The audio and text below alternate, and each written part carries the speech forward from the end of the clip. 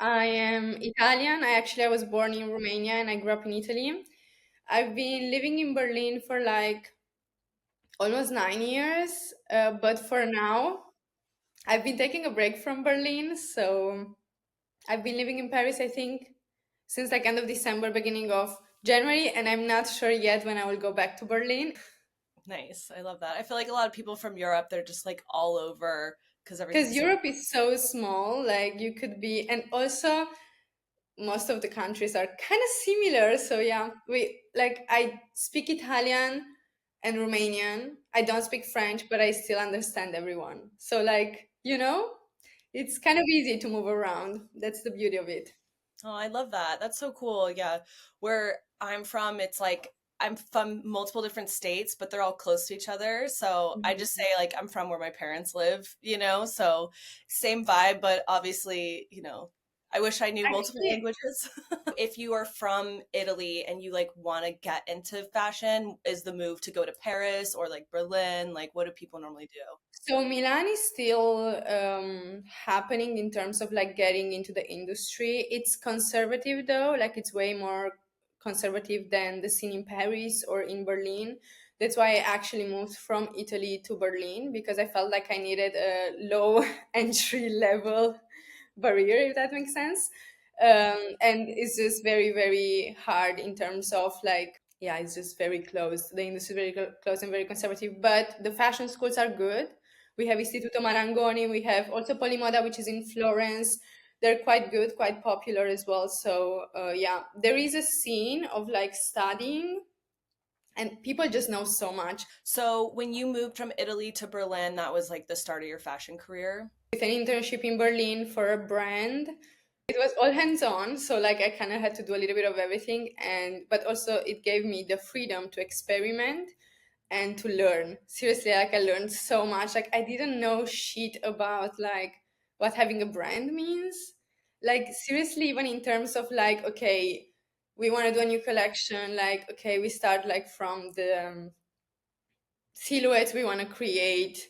Then we choose the patterns, then we choose the materials, then we talk with like the producer, and then we think, okay, where can we place these items, in which stores can we sell, what's the marketing that we want behind it. I did also a lot of e-com, like even basic stuff like writing the description of I don't know hundreds of products and stuff like that, like also very boring shit. But also I got to organize photo shoots, for the website and stuff like that. I got to pick the models, I got to pick the makeup artists, and kind of like had that freedom of learning and also making mistakes, which I think is very important in the learning process, to be able to like make mistakes and learn from them.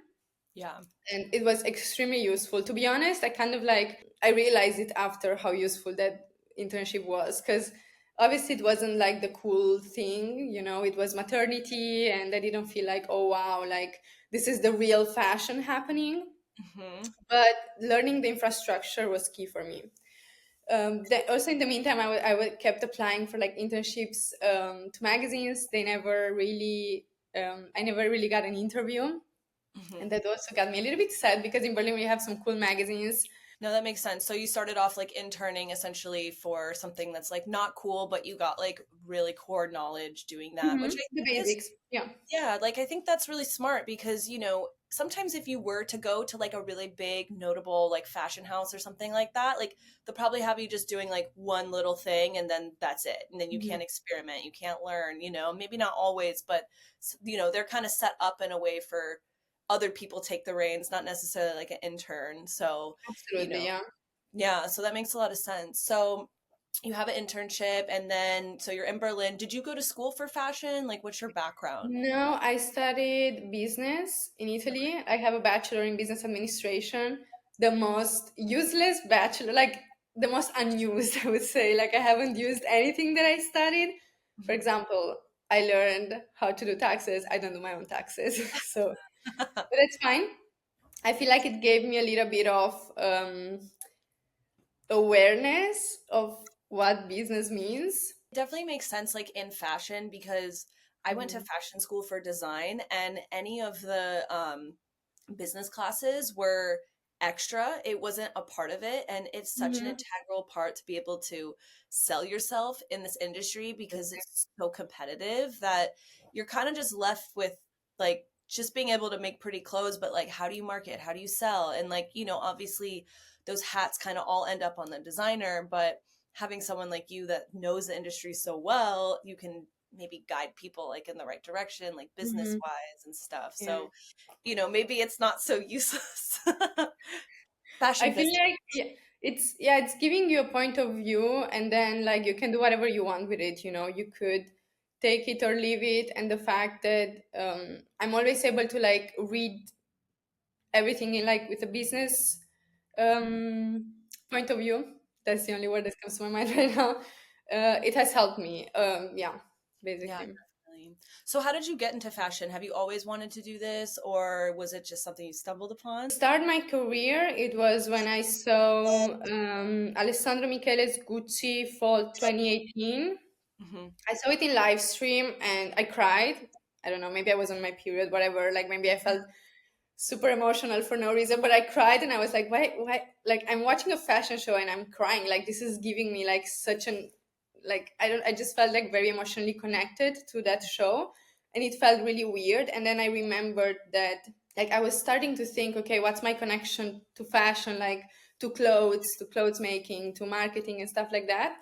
I was still studying at the time, or just finished studies, and yeah, I was just like, okay, maybe, maybe this is it. Maybe I could do something business wise, but like in fashion. I think the same day I subscribed to Business of Fashion and Hmm. started to read that religiously. And yeah, it was just extremely interesting, just learning so much about it. Has always been there for me, but I've never really thought that you could like have a career in fashion if you're not like a fashion designer or like someone extremely creative. And at that time in life, I didn't feel like I was extremely creative. I've always been quite analytical as a person, like, like I was good in maths, whatever. So obviously I went to study like accounting and finance, like, you know. And then yeah, maybe it was the time where I realized, okay, I could also let my emotions in and like kind of like get creative with that. But in general, like I started to get more connected to like clothes through my grandma. She had a sewing machine when I was growing up, and she was my unpaid babysitter. So she had this sewing machine that was already like so old. I don't know what's the name of it. Like, the ones that you use your feet to as well? Oh, okay. Like, Yeah, like what I is think it's like a hand, or sorry, a foot like press or sewing machine or something like that. Yeah, what is the year these things were made in? Like, is like it like something from the 1800s. yeah? Something like Like I'll look it up and I'll post it on the. it was so old, but anyways, she was just like doing random, like repairing some clothes, and then kind of became a thing for us to like sit down while she was working and like talk about whatever. And I always like to talk about clothes. I think we started there, and then we started to do some stupid little clothes for my dolls, and yeah, then we were going secondhand shopping together, because again she was like my babysitter, so I was just like hanging out with her. And in Romania back then, it was like, so I'm from the post-communist era, if that makes sense. We didn't really have proper stores, like fashion stores, especially like I'm from a small town in Transylvania. So like we had a lot of charity shops, we had secondhand stuff, and like maybe two stores for maybe ceremonial clothing, like like weddings and stuff like that. So that was like the new hand of fashion that we got, and the rest was secondhand, like donating, like other countries donating, because as you know, like also politically and socially, Romania after the communism was a fucking mess. So, anyways, like we were going shopping in these like second hands, like we would spend hours there, and then my grandma would know like the sellers, so we would always hang out and talk. I learned to dig this way. Like I learned to like just like thrift and dig. So yeah. Yeah, no, that makes sense. I mean, I've definitely had moments where I'm just like, oh my gosh, like this is so beautiful. This is art. And I think it's something really important to note is how you didn't really feel like you had like that like designer like ability, but you had a more like analytical ability. So you're like, how does this work in fashion when like, you know, when you're younger, you just think fashion designers, like that's the whole Yeah. Yeah. industry. And, you know, and there's so much more to it besides that. There's like, I mean, you could have been a fashion business accountant, you know what I mean? Like Definitely, definitely, very like absolutely. niche, you know, and so Yeah. it's really interesting, like to point out for people who like love that industry but don't necessarily think they have like the credentials to like be Mhm. in it, that there's so much going on. You can potentially actually be a part of it no matter what Yeah. your degree is or background is. Mhm. Yeah, no, I love that. So basically moving forward, you're in Berlin. When did the podcast start? Like, tell me all about that. The idea of the podcast started in 2022 Mhm. with because I was getting much more into like listening to podcasts, specifically Italian crime podcasts. I really realized I was connecting so much to the voice of the person narrating. And I was like, wait a minute, this is fucking strong. Like, this is strong content right there. And to be honest, I was trying to look up some fashion podcasts to like kind of like learn from or consume, and I think I only found business of fashion. So yeah, I was like, okay, let's give it a try for different reasons, but this was one of them. So in November 2022 I started to post delete, like I just, it's cringing, like it's just hearing my voice. It was like really annoying for me. Editing my voice was like, oh god, and this accent, like I hate my Italian accent. I Oh, I just love felt like very self-conscious, I would say. So I like started to post, delete. Started like I did a little bit of back and forth. First episode is from officially from February 2023. Okay. So that makes sense. I mean, it's funny when I'm editing my podcast, I find myself editing myself more than the guest. I'm like, Yeah. oh, I need to delete this like. I said like Mhm. 5 times in one sentence, you know, and it's kind of funny how you're more crucial Horrible. yourself. It's horrible. Like I hate. To be honest, I don't consume my own podcast. Like I don't. I can't. Like I just can't. I just put it out there, and then I'm like, okay, no one talk to me about it anymore. Like I don't want to. And it was a safe. It felt like a safe space at the beginning because everything was already like extremely saturated with Instagram, TikTok. I also realized that my personal brand was so much associated with my image, and I hate that. I Mhm, obviously love to take photos of myself, otherwise, like I wouldn't do anything of what I'm doing. mhm, But it was just becoming overwhelming, and the type of content that was always very short. I started to consume content like so fucking fast without really absorbing anything from it. mhm. And I just felt like I needed a space where I could just talk for hours, even if it was just with myself. Yeah, and also strategic because I wanted to go more towards having a voice rather than having a specific image. Because as a woman, I mean, we often feel like criticized for how we look. I've always felt like, oh, am I too short? You know, I'm not blonde, I'm not tall, I'm not thin, you know, like all of this, but also like I'm not extremely the opposite. I'm just kind of like normal, and I felt like I was judged because I was normal, if that makes sense. Yeah. So yeah, I just wanted to like I wanted people to associate me with my voice and my point of view, which I think it's my strength and not my image. Yeah. Yeah. No, that makes sense because I mean, anyone who's listened to your podcast knows like you go really into depth on like certain topics that are happening, but then you'll like bring up something and then compare it to like what's going on social Mhm. media or like the current day. And I've always really enjoyed your point of views because as someone who doesn't have that brain, I sometimes have a hard time like making connections and patterns and stuff. And then you'll make a certain connection or pattern. I'm like, oh yeah, that makes total sense. You know what I mean? Or like, Thanks. This is a or you great like, compliment.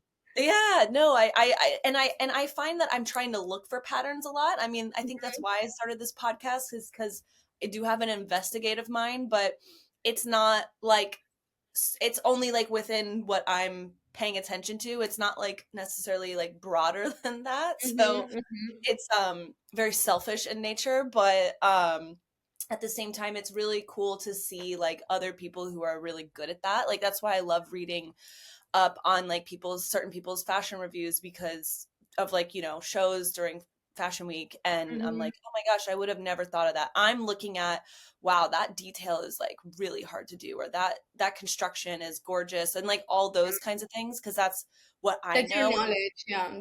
How Yeah, you're. not like, oh, this is bringing in a reference to femininity in this version. I'm like, that's not my Yeah, like brain. that's the stuff that passionates me more, you know? Like obviously I love the structure of clothing and like clothing making, but I don't know anything about it. So I can be like, yeah, I like it, I don't like it, I will buy it, I will not buy it. But Mhm. I like to think deeper to like the history behind or like the choices that have been made in terms of why should we have this in this specific historical moment, why this collection makes sense, you know? Does it make sense? Have someone thought deeper about this and like stuff like that, yeah. No, totally. It's interesting because I was an art history minor in school, and it was Ooh, so that's easy. very Like, cool. it was so fun. It was like, for my brain, if you show me a picture and tell me everything about it, I will remember everything. But if you don't show me the picture, it's lost, you know? Okay. So I feel like with fashion, we're like people like you and people who are on the internet and like talking about all these things, it's kind of like real time fashion art history, in Mhm. a way. Yeah, And because you are like comparing things from the past or whatever. And I think it's like a really cool thing to experience, because I do feel like in fashion, like, yes, there's always been critics and people who talk about it, but I feel like specifically like right now, like fashion has such a microscope on it in terms of like social media absolutely. and Absolutely. opinions and people who want to be involved. Like, it's now more than ever, I mean, I Absolutely. even see it in New 1000%. York. Like, it's crazy. Like, I will just like blab for a second, but it's like there's like people. It's great for designers because I've been to some really small designer like off the calendar shows, and they're like celebrities are there. It's blown out. It's wild, and it's like a line of like 300 people trying to get into like a restaurant that's having a random fashion show, and I think it's Mhm. really cool. But yeah, what were you gonna say about that? So obviously, it has been so much more democratized with social media because the type of content that started to perform more was the backstage content, the insider content. So because of that, insiders started to post more of that. um, and we kind of feel then more that we know what is happening because oh, we've seen the backstage, oh, we've seen that model, what she does after the show, she smokes a cigarette and drinks an espresso, and then you feel like so much more like you know what's happening, and then the interest is building, it's building, it's so much more, in my opinion, in terms of the culture of fashion rather than clothes in general, you know, like I feel like people are so much more attracted by the industry as entertainment rather than oh, what's the new type of shoemaking process, like, you know, or like what is that, or I've never seen that jacket before, like how can I wear it, how should I buy it, or I think many people look at fashion shows without even thinking oh, this is something I could recreate at home. Yeah, it's like I also feel like in a way it's like social currency, Exactly. because it's something you kind of can't buy access to unless you're a certain person, and everybody, it's like it's now, if you're at a fashion show, at least from what I'm kind of seeing people experience, is oh, they were at this show, like they must be like a big deal, and so I feel like with the era of like influencers and stuff like that, and like people on the internet, it's kind of like everyone's trying to get into like Mhm. the biggest best shows. I mean, I'm sure you experience this, like when you go to a show, it's like wild, like everyone's there, like it's more than it used to be, it's like It's insane. This Paris Fashion Week was the one that had the biggest and most requests ever, but the shows really started to get way smaller because I feel like until like last year, it was like the shows were getting bigger and bigger to, I hmm. think, also accommodate all of these requests. I feel like now it's going the other way. Like shows are getting smaller and smaller, and it's obviously like if you have 300 seats and the whole world wants to be in that room is fucking impossible, you know, like. That makes And sense. And probably also the selection of people is a little bit like sometimes weird to me, like I guess if I don't know exactly, but I imagine like if a celebrity of any like if an actress, okay, if an actress would like request to go to a show, like let's say she has never worn that brand, she doesn't know anything, but she requests to go to that specific brand, the brand will obviously accommodate that instead of accommodating you, which maybe you're a mega fan, you're buying. Yes, you could. Yeah, you maybe you're writing for a magazine, but like who gives a fuck, you know? Yeah. Like that's the thing. Like so, in my Mm, opinion, it because there's so much more attention also among celebrities. There's so much more interest because it brings social currency, as you said. So yeah, I think to be honest, I never really realized how much celebrity culture and fashion culture were intertwined before being actually in the system. Like I mhm. don't know, I wasn't really thinking about celebrities getting into fashion. And the first fashion shows that I was going to were in Berlin because I was based there, in Copenhagen, and there were fairly small shows. Like a lot of people who work in fashion or like in press were there, but it wasn't really like pop, you know. It wasn't really, you wouldn't have celebrities there. It was just too small. It Mhm. felt quite intimate, but somehow also it's always interesting to like go to these shows because you get a proper conversation around what's happening, you know. Like you would talk before or after with maybe like, I don't know, I remember sitting next to a journalist. She was 60 years old, you know, like she knew so much. Like we talked half an hour after the show, which in fashion week time is like one day. So Yeah, we yeah. talked like half an hour and I learned so much from her, and we exchanged numbers, and she always like, oh, if you want to learn more, if you want to like catch up. And she was 60. Like we Mhm. obviously, besides fashion and the passion for fashion and writing, we didn't really have anything in common, but it was Mhm. a great connection for me, like just to be able to like have someone with that experience that actually talks to me, you know. And the conversation can bring so many more things in. And this is something that right now I don't feel like it's happening anymore. Mhm. First, I'm also more in a rush compared to how I was before. I always have a huge workload that I put on myself that I want to do at Fashion Week, like the content, you know, and the Yeah. backstage, the before, the after, my outfit, the fashion review, the podcast episode. Like it's just so much that maybe I also personally don't take so much more time anymore to hang out. But Mm. it was a very special moment. Yeah. It was like meant to be like meeting that person. And Exactly. Yeah. yeah, and it's like it's interesting that you say like if brands are prioritizing like celebrity or like more Mhm. famous people, influencers, and then there's less people like, you in the room or like editors or people from magazines, it's kind of like maybe changing like the landscape a little bit because maybe people don't care that much. Like, what do you think? I wonder how much this performs, you know. We should ask like a brand, like, does it perform to have like a major, like, I don't know, Julia Roberts, does it perform that, what type of value does she bring to a Chanel show, you know? Maybe Yeah. it does, and we don't. And I maybe like probably yes. It brings also legacy in a way because she's like so much well known. She has this career that's crazy going on for like so many years. Hmm. So obviously she brings that value as well. But in terms of the fashion, you know, the conversation around it, the conversation around the collection, the yeah, I wonder. I wonder. I have a lot of questions as well. So.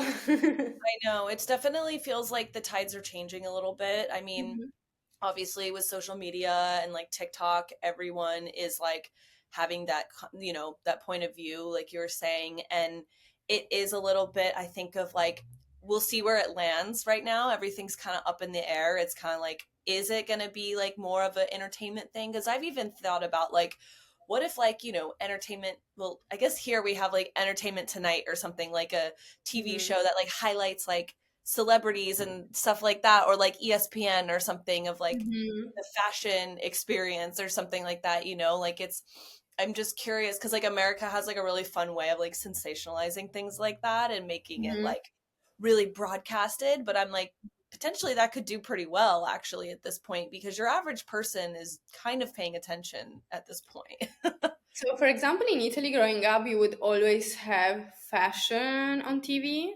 Hmm. Like, I don't know, the Tonight News would say at the end, okay, so there's Milan Fashion Week going on, and Armani, Versace, and some Prada. This happened, and what's going on next year? It's gonna be like everyone's gonna wear red, or like, this Hmm. type of.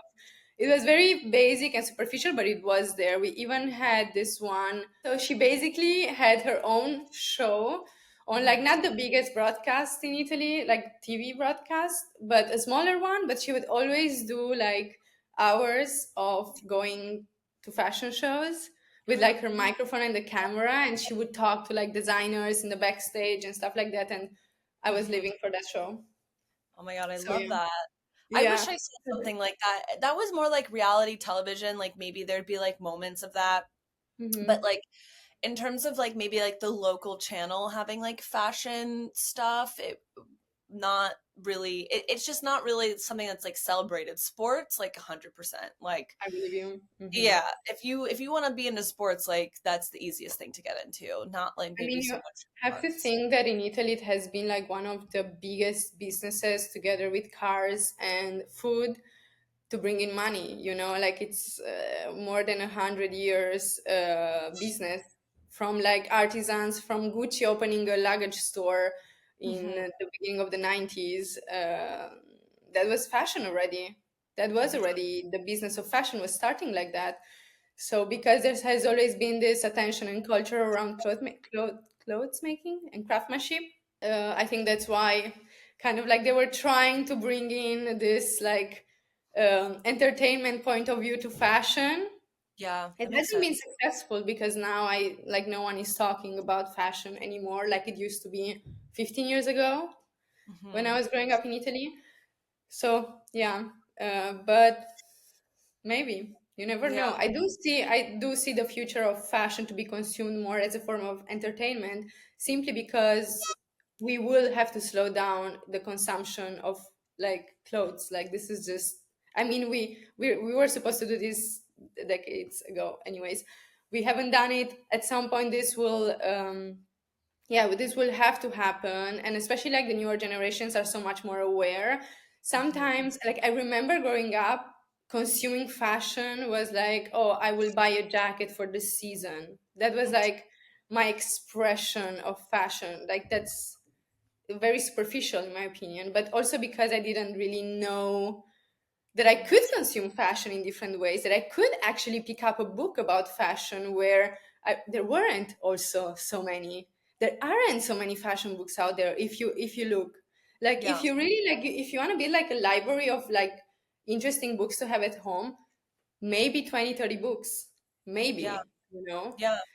And it's crazy because it is like one of the biggest industries like in the world. I think it's like the second or something like Yeah. that. Like, and it's kind of this like unknown thing. It's kind of like, in Devil Wears Prada where she's like, "Oh, you don't know how this affects you?" Like, but it's kind of Mhm. true like how much one like, event, like two events a year really like affect Mhm.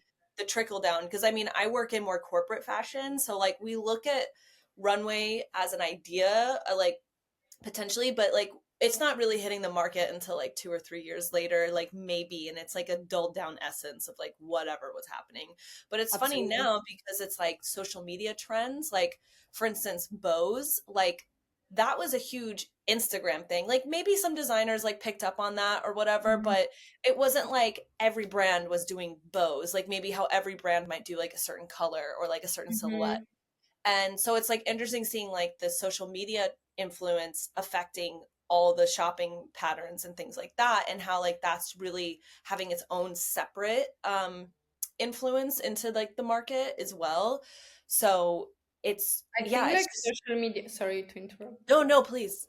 No, I think social media has a lot of power Mhm. because it's not only influencing the fashion down the line and the shopping down the line that you're saying, it also influences what designers decide to create in Mhm. order to maybe have more buzz or to not have buzz at all, because that's also a strategy. Mhm. So I think social media has way more power that it's actually publicly recognized, to be Yeah, honest. I agree.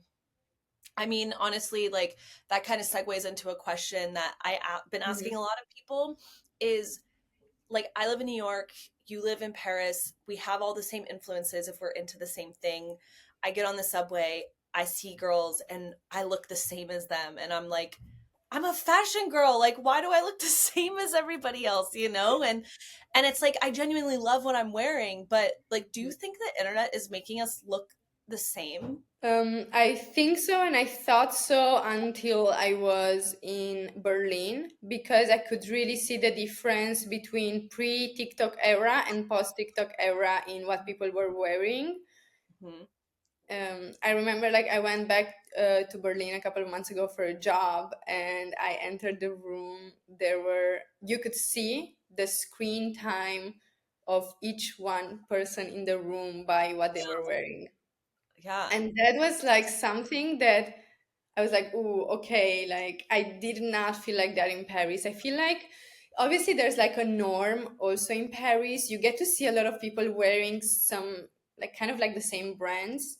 Mhm. Celine, for example, like everyone, like most of the people, most of the girls have like the one Celine bag or Louis Vuitton. You know, it's Berlin is not so much into luxury or into logos, so I get to see that obviously here, but I wouldn't say that I obviously recognize fashion people here, but I would say they're quite different. I wouldn't Mhm. know if they're inspired by like some avant-garde niche or like something they've seen on TikTok. Like I can't see this pattern in Paris, to be Yeah. honest, which So I'm what quite surprised about because I see it in Milan, I see it in Berlin. But I'm quite surprised that I still haven't felt like this in Paris. Even I've done men's fashion week for the first time this season and women's, like I could see that everyone kind of brings in or wants to bring in a specific personal point of view, and I love that. I live for that.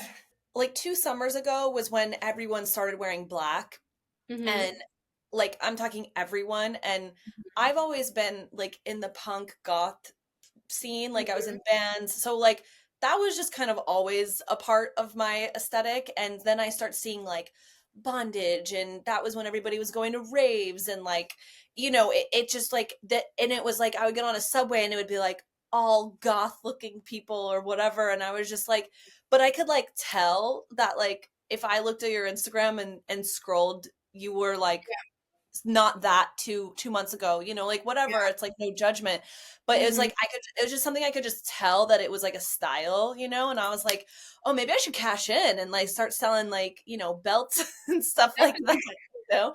But it was definitely something where you can like, yeah, you can just like have like that essence of like, oh, like that person, like this might not be like their true self. It might be like a trend they're just adhering to or something. I never really judged people who like follow trends. I did it Yep, myself, and it's of always course. fun. Like I find it when you want to experiment and you see something and you get inspired by it. Like thank God we get like stuff that we are inspired by instead of like Yeah. hating your For You page forever. I know. I like that.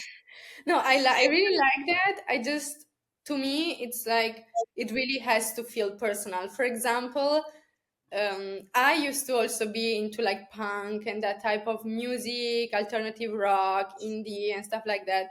Growing up, Mhm, I was going more into the direction of indie. My fashion strategy growing up, I always wanted to be unique. Like, I always wanted to be the one that I walk in the room and you will have to look twice to understand what I'm wearing. Like, mhm. wait a second. Okay, what is Uh-huh. that? What is that? Yeah. So, in order to do that, growing up, I was looking a lot to like music niches and like different styles of music. Emo was the mainstream at the time growing up. Okay. But Wait, how old are you?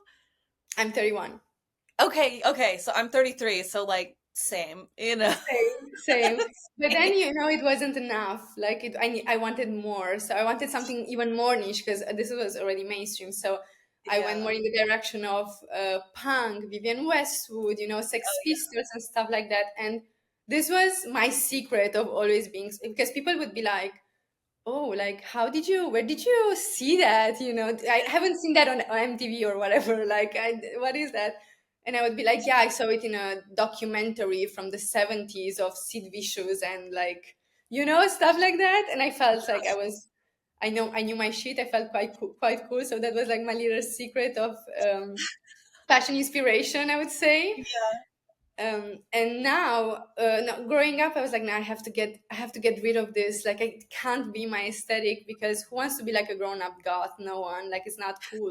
It's not like corporate, Yeah, or yeah. especially like studying business. Like, everyone was wearing Diesel, Armani, like very polished, very in Hmm. Italy. So you can imagine. And Yeah. so growing up, okay, I was like, I have to like let this go, and I just started to like wear stuff without feeling anything particularly. Yeah. Slowly, with TikTok, the in my algorithm, I started to see. I'm talking like 2021. I started to see more like the songs that I used to like listen, Hmm. like indie Oh, sleaze and stuff. yeah. And then Olsen twins. Like, I remember seeing this video of the Olsen twins, the first one that I've seen like in 2020 or 2021. I was like, oh my god, I completely forgot how much I love them. So like, I know. I I had to have like the same. I have to go back to myself. I And know. it's funny because in Berlin everyone wears black, and it's not like since 2020 or 2021. It's Oh, like since totally. forever. Yeah. So I when I moved to Berlin, really fought towards getting into wearing black because I wanted to feel unique, and the unique thing was not wearing black, or at least Yeah. like how it felt for me. Yeah. Then slowly I gave in. So yeah, and to be honest, it's just so much fucking easier. Like, anything is just easier because it doesn't matter where I am. It doesn't matter if I'm hanging out with my friends or I'm in a business meeting. I always kind of like look put together, because it's Yeah. like, even if It's a you have like a black turtleneck, it's like I feel like you dressed up for this, you yeah. know? And I'm Like, like, it's like, I know my shit. I know. It's that vibe. Like, you know I your shit. 100% get you. I had a season where I dressed in all red. I don't know what the fuck is going on with me, but like I bought everything all red and then I was like, what the fuck am I doing? I look like a clown. Someone said I looked like a wrestler when I was working as like a server and I was like, okay, we're done. We're done. No, done. I used Like, to wear a lot of black because yeah, I always wanted to look more put together and mature, especially like in my 20s. I'm quite yeah. short, and I always have like a playful personality. I laugh a lot, and I think people perceive me as way younger than I am. And Hmm. sometimes I feel disrespected because of that. So Hmm. going into corporate, I started to wear a lot of beige. Oh. But beige is such a hard color to wear, Hmm. because you have to find your shade. Yeah. Otherwise, it just looks fucking horrible. Yeah. Looking at the photos from Oh, like 2007, 18, 19, I'm like, oh God, no. This was not my beige. This was yeah. not my beige shade. So, We could go yeah. into a whole science of beige because, like, similar to blonde, like, it has to be like the right tone or else you look, it like throws you off and you look like disgusting no matter I what. used to be bleach blonde in 2020. I kind of kept it for 2020, 2021, 2022. Yeah. Until I decided, first, it's not healthy. Like, I was losing a lot of hair, and Yeah. it was getting so much damage. Like, also, I feel like you're rocking it. I was not like, I wanted this like punk vibe. It wasn't giving. It was giving like tired. Like, I Oh looked, no. maybe it was the wrong blonde shade, but this Mhm. is basically almost my natural color. So I'm very dark. So it was very hard to like get to that blonde shade that I was getting to. And Yeah. after 2 years, I was like, no fucking way. I'm done with this. I'm Mhm. done. Like, I need to like find with what I actually look good with. Like, I want to Yeah. find like my, because I hate to change all the time. Like, I don't want to be changing every season. I'm Yeah. quite lazy like that. So I just wanted to find the hairstyle and the color that really matches me. So I went back almost natural. The only Yeah. thing that I'm doing, I'm adding some ash because I have some red undertones naturally. So I want to like kill that. And that's Mm, the only, yeah. And now I feel like, okay, it's more natural. I feel like more me. But yeah. yeah, but I've always loved blonde in general. It's one of those things where it's like it's expensive, it's hard. I mean, I just got a keratin treatment. That's why it's like, and I mean, I fully Good now. confess I rolled out of bed and like just was Yeah, like, all right, lip gloss, we're good, but yeah, yeah. it is effort and it's I wear a bonnet, I get do hair masks, I like do it's like having a child, so fully Seriously. understand. But so yeah, so let's kind of talk about like personal style. Like you obviously said you dress in all black. I really agree. It's I like easier don't to dress always in black. I don't. I like blue jeans. I okay, like okay, grays. okay, Um, I don't wear strong colors, that's for mhm, sure.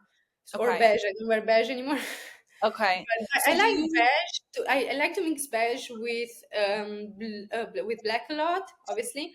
Like Margiela had this one collection that with this like shade of almost blush. mm-hmm. That I really like. That's a very nice mix. Otherwise, I don't wear beige anymore. I like stone, like these stony, earthy colors. Yeah. But normally, I would say I'm attracted by darker things. So if you see, like, if you watch my Instagram feed, you're gonna be like, okay, she only wears black. But that's because it photographs quite good. It's not because Yeah. it's the only thing I wear. So, in terms of like Instagram, let's talk about Mhm. that a little bit. Like, how do you approach Instagram? What's your strategy? I know that's broad, but like, what comes to mind? My personal experience because my friends, like, I've been gifted so much shit over the years, and I'm like, seriously, you, like, I'm a living mood board. Like, I am a living mood board because I'm almost the only one among my friends who like has an active Instagram live or like posts actively. You can just go on my Instagram and see basic, basic black, Mhm. period. I'm just gonna get her this but in black. And I still have people coming to me and I love them to death, but they still come to me. Oh, I saw this in black as well, but I liked it more in pink, and I thought maybe you would like to change. I'm like, why should I like something in pink? Do you hate me? Do you hate me? And then you also have to be thankful, because like your Yeah. friend thought of you. So I'm like, I'm sorry, I'm thankful, but still. The post came to my mind. The idea was because I was discussing with my friend who said, you're a very difficult person to shop for. Like, I'm seriously annoyed every time I have to like get you something. I don't want to because it's a fucking full-time job. And I told her, you can go on my Instagram. And she's like, well, your Instagram is a mess. Okay, let me create a post for you. I So love I that. created a post for her. I wanted to kind of have a mood board as well Mhm. of different products that I really like that are very me. First for Yeah. myself to like as a mood board for myself, but also for the people who follow me. I'm often asked, Mhm. I don't know, like shopping advice, or because I talk a lot about this. I talked, for example, recently about my journey of finding my own perfume. Yeah, I love And that. It's yeah, helpful. so because I don't know, I overthink everything, and perfume, in my opinion, is like it's so underrated, but it's so, how you smell is so much part of your personal brand, and you have to think like I always meet people. I'm always in the network situation, and I think it's so important to, as a first impact, also like how you smell. Yeah. And I have some friends who have very specific perfumes, and I love that. Even like before I see them, when they enter the room, I kind of like smell it, and I thought, oh my god, I want to like get to that point where my perfume is like so me. And this doesn't mean that the perfume has to be strong or has to be like something trending or whatever. So I Mhm. went also very like I niched down, let's say, to find my own. And Yeah. in the end, I found something quite mainstream, I would say, that I didn't expect it, because I thought, oh, okay, I need something more particular. Then in the end, no. Talking also with people in the stores selling perfumes, I kind of explained to them the vibe that I want to give by What was wearing this perfume. So I told them like I wanted people to think that I'm very mysterious. Yeah, I because mean, I'm yeah, not. Because yeah. I'm not, and I want to like give off that vibe, oh, she's so mysterious, but also at the same time, like, oh, she's easy to talk to, but like, you have to like, but you have to work for it. Like, it was very complicated. They looked at me as if, okay, she's She's psychotic, but okay. And I found this one guy at Loewe actually, and he was like, I have I have it for you. I I have love exactly what you want. And he said there's something in it that you won't like, but you will need it to like give a proper like strength and texture to the smell, to the perfume. I want a signature scent, right? But when I go to the store, I get like, I don't know what it is. I get overwhelmed and everything starts smelling the same. And Me I feel too. like you Yeah. only have like two good smells and then you're like kind of You're out. toast. So it's like, if I were to like, literally, I like took a screenshot of it and I'm going to like go to the store and be like, okay, these seem good. Let me smell these first. You know what I mean? Like, Hmm. because Hmm. I just like need the help, and I think that's why people love like accounts like yours, because like let's say someone really likes your aesthetic and Hmm. they want to be more conscious or get more into fashion. Like, fashion's so broad that you kind of like help narrow it and be like, here you go, this is what I like, maybe you like it too. And I think as like, an influencer or whatever, it's like that's really what you're helping people do, is like get into something that they want to get into, and or Hmm. like, inspire people. And I think when you know your brand like that well, where you can make something, and I was flipping through it being like, yep, this makes sense, this makes sense, this makes Hmm. sense, that's when you like know you're like on target, because you're like, okay, like I could have bought a gift for you without you posting that. Right? You know what I mean? I And felt the same. I felt the same. yeah.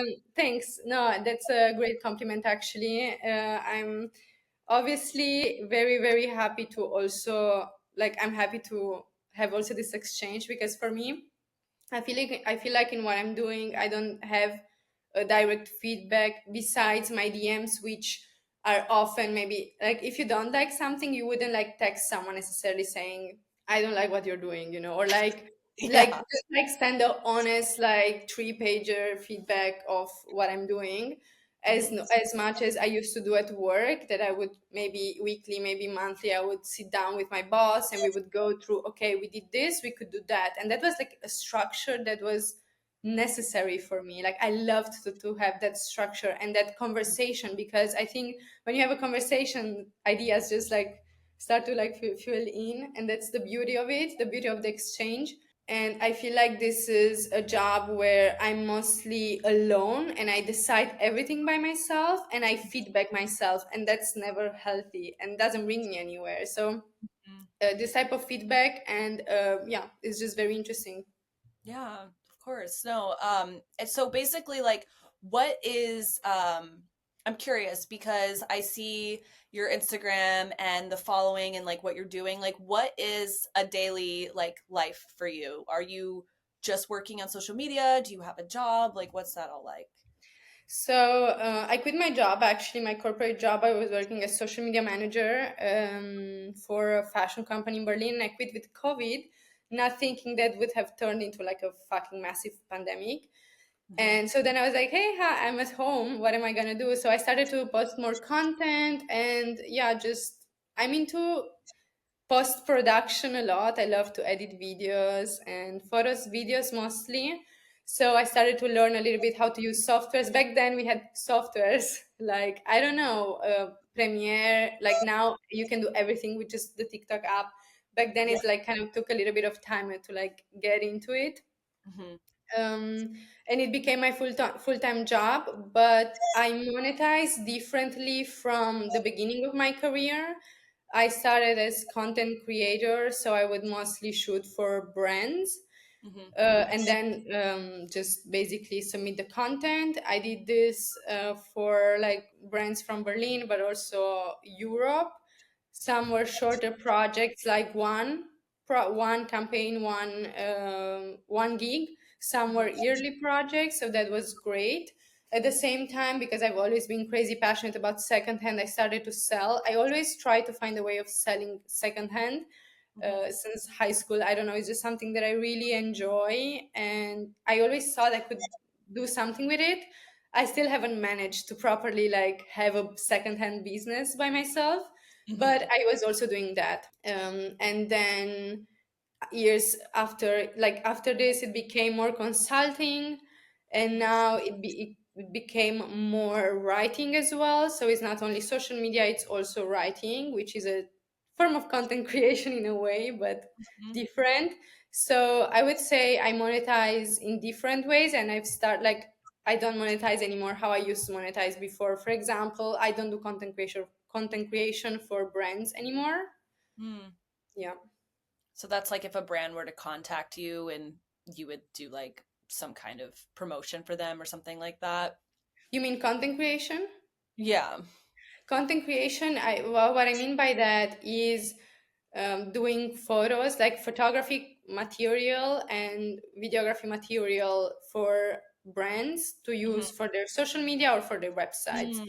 like Oh, shooting a campaign and stuff like that. Yeah, would it be like you focused or would you be doing more like UGC? both. Okay. Okay. Yeah. So now you're just mostly like focusing on like your own stuff. Like you don't do that anymore. No, I don't do this anymore because I don't think I was good at it. Like, I'm not the best photographer out there. Hmm. And as I wanted to focus more on my voice, writing has helped me through that, and I just enjoy it more. Hmm. So, going back to your question, my day looks like I'm mostly in my PJs from my computer, from my laptop. I try to record a podcast bi weekly, Hmm. almost never made it, but I try to do that. And now that I'm doing videos since last year, it takes me, I would say, between recording and editing, maybe 10 hours. Then posting, for example, the post that we were talking about took me like 4 hours to make because I'm not Hmm. like a graphic designer, and there are so many things, tiny things that I wanted to add. For example, this like print effect that took me like ages to figure out how to do whatever. Oh yeah. But basically that. So I'm a lot in front of my computer and in front of my phone. Hmm. Then I try to shoot content outdoors at least once a week. Hmm. And I would say I have 2, 3 meetings a week here in Paris with some clients, potential clients, PR agencies, photographers, people who want to maybe like write a piece about me and my work and stuff like that. So in Paris, I'm taking a lot of time to actually like physically network with people as well. Mm. So yeah, basically that's how my week. It's very boring. I don't know. It's boring. I love that. No, that's great. I mean, that's kind of like I think where you like when you make content, like where you would want to be, like eventually is where you're doing it like full time. Mhm. Because it is hard to do all the things and then work like a regular job essentially. It's impossible because I tried before COVID when I was working. I tried, but it's just impossible because it's also like a mindset, like a Mhm. state of mind. Yeah. And I don't know, like you need to be, I feel like now I need to like, if I have an idea, I need to immediately write it down. I need to immediately figure out how to develop it. Hmm. And obviously, if you work full time, you are just like divided between like two focuses. And Yeah. having full focus on this has really, really helped me. And I saw it in terms of clients that I worked with, as well as yeah, Yeah. platforms. I mean, you have to think like between TikTok, Instagram, Spotify, YouTube. It's like I'm basically always like posting. Now I started Substack. I also write for a magazine, so I'm writing a second book now. So I feel like to be honest, I'm mainly working, but Yeah. I love Yeah. it. I love it. I love that. Also, my friends and my boyfriend kind of get that it's important for me, and they give me the space of, okay, it's the weekend, but she has to do what she has to do. So Yeah. No, yeah. definitely. It's like the work that you're like happy, like you're shocked that you get paid to do it. You know what I mean? I'm Like, shocked every day. I'm shocked. Especially, I think what shocked me the most was the writing part because I really didn't think I had a value or like a voice, or I really didn't think that people would like to read what I write, to be honest. And it was kind of like, okay, let's try, let's see like how monetizable this is as well. because again, like I try to go into things with a business mindset, Yeah.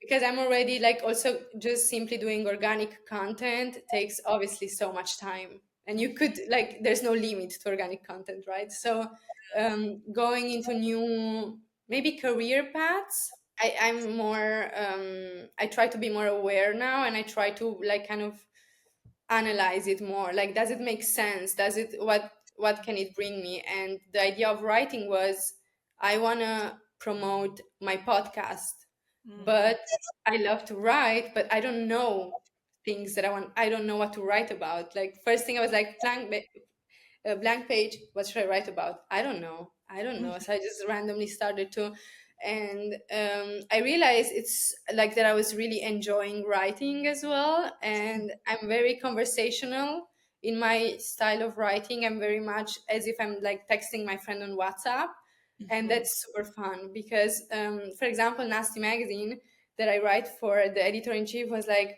we can't publish this. The first article, she was like, yeah, we would have to like edit a little bit. And I'm like, why? And she's like, yeah, people are not used, like our audience doesn't really like, is not used to this. This is Mm-hmm. not like, this is just too different.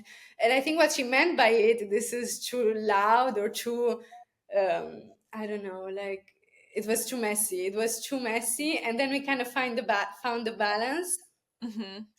and now I can do what I want, and I can, and I think she realized, okay, like people read and like it's fun and it's nice.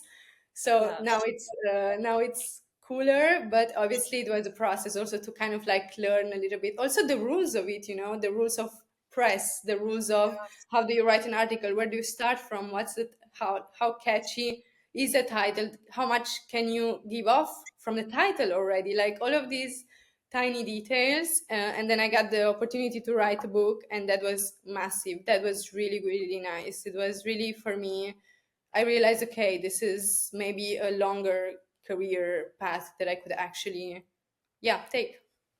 Yeah, I mean, also like something I always love to point out, and as like people who are creatives and like working and want to do like their own thing, it's like you started off with one thing, you're doing the content creation, the podcast, and then something like kind of random comes up and you're like, oh my God, like I'm good at this. This is crazy. Mhm. And then you get an offer, and it's kind of nice because it's like if you didn't have the space, like you wouldn't have gotten to that point to Yeah. then like expand your creativity and learn new parts of yourself that are like really awesome. And I mean, having writing a book is like a really cool thing, like that's it really Like, exciting exactly. actually.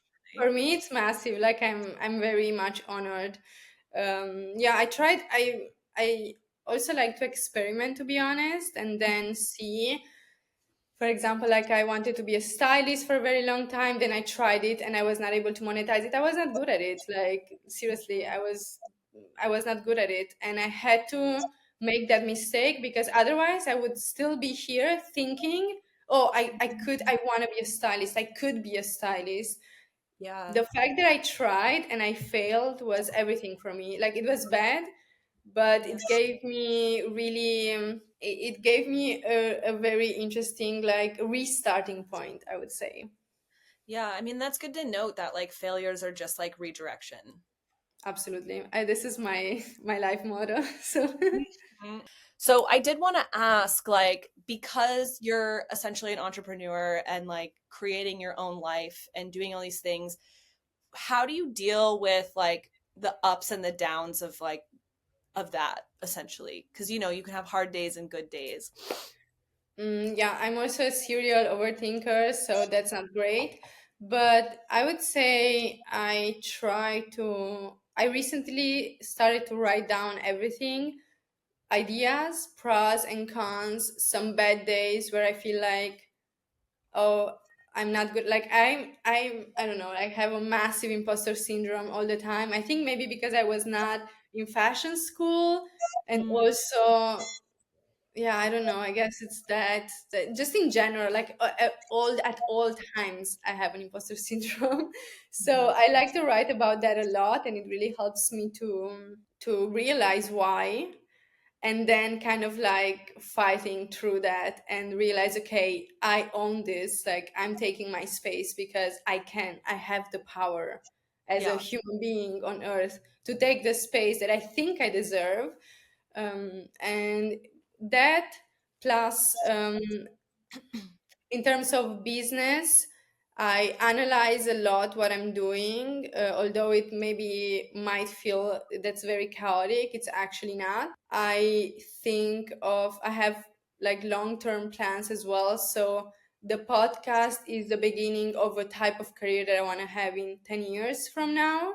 Hmm. And it was when I started, I realized with the podcast, like there's always like like with every choice, there's a personal um reason, which was that I wanted to get away from my image and I wanted to build my voice. But also, it's a strategic choice of I want to be in 10 years there, and this is the moment to pivot towards that direction. So, yeah, then every year, at the beginning of the year, the 1st of January normally.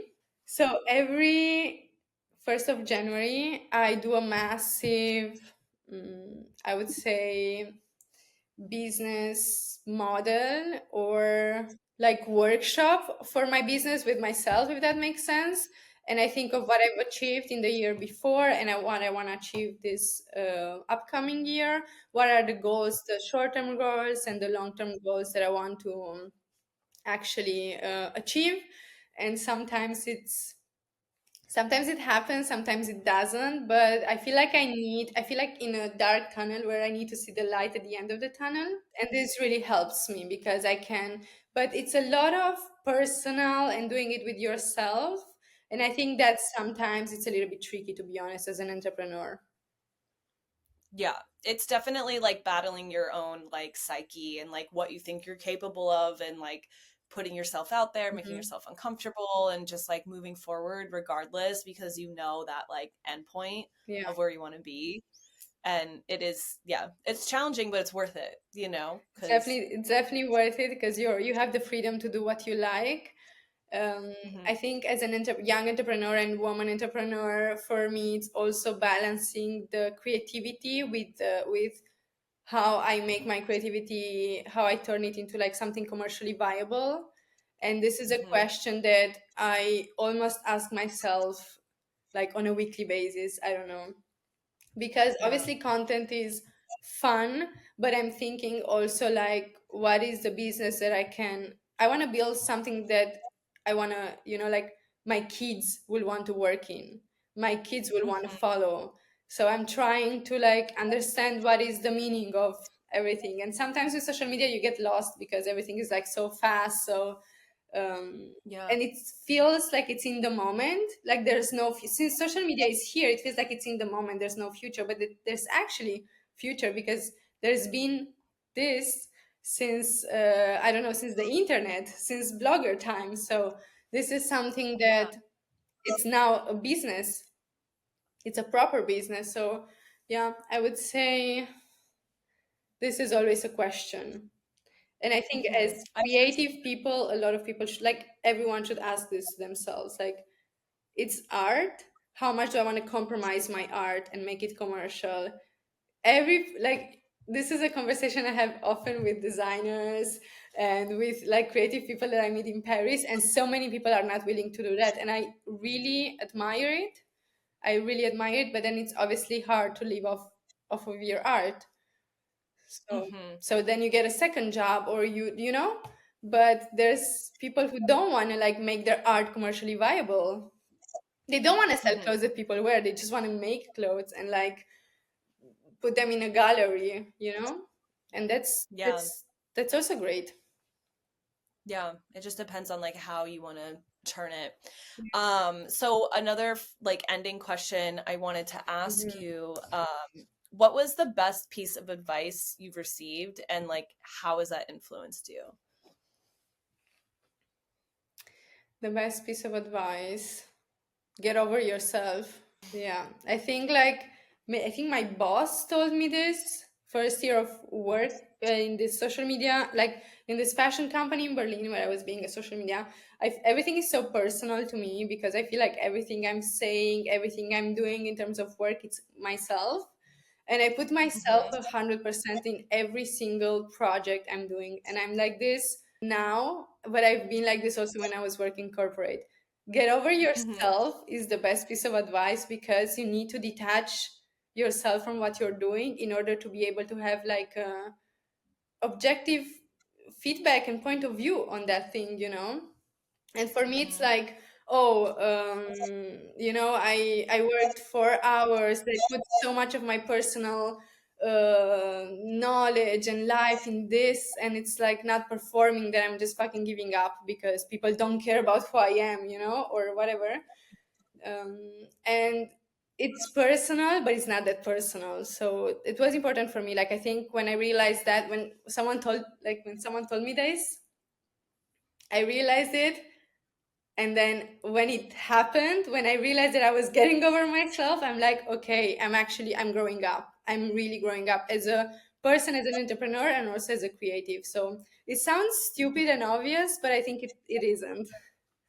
No, it's actually really hard to do because if you're an entrepreneur, you have to go forward regardless of the emotion. Like you Mhm. just can't like it's same with working out. You don't want to work out, it doesn't matter. You have Yeah. to work out today. Like still got to show up. Yeah. And I feel like Mhm. that's such a like was that in Berlin where you Yeah. got that advice? Yeah. I feel like that's such a German thing to say to someone like get over yourself. Get over yourself. But it I would have cried. I cried a little, I have to be honest, because I was like, how can I get over myself? Like, I love what I'm doing. Of course, there's like everything of me inside of this.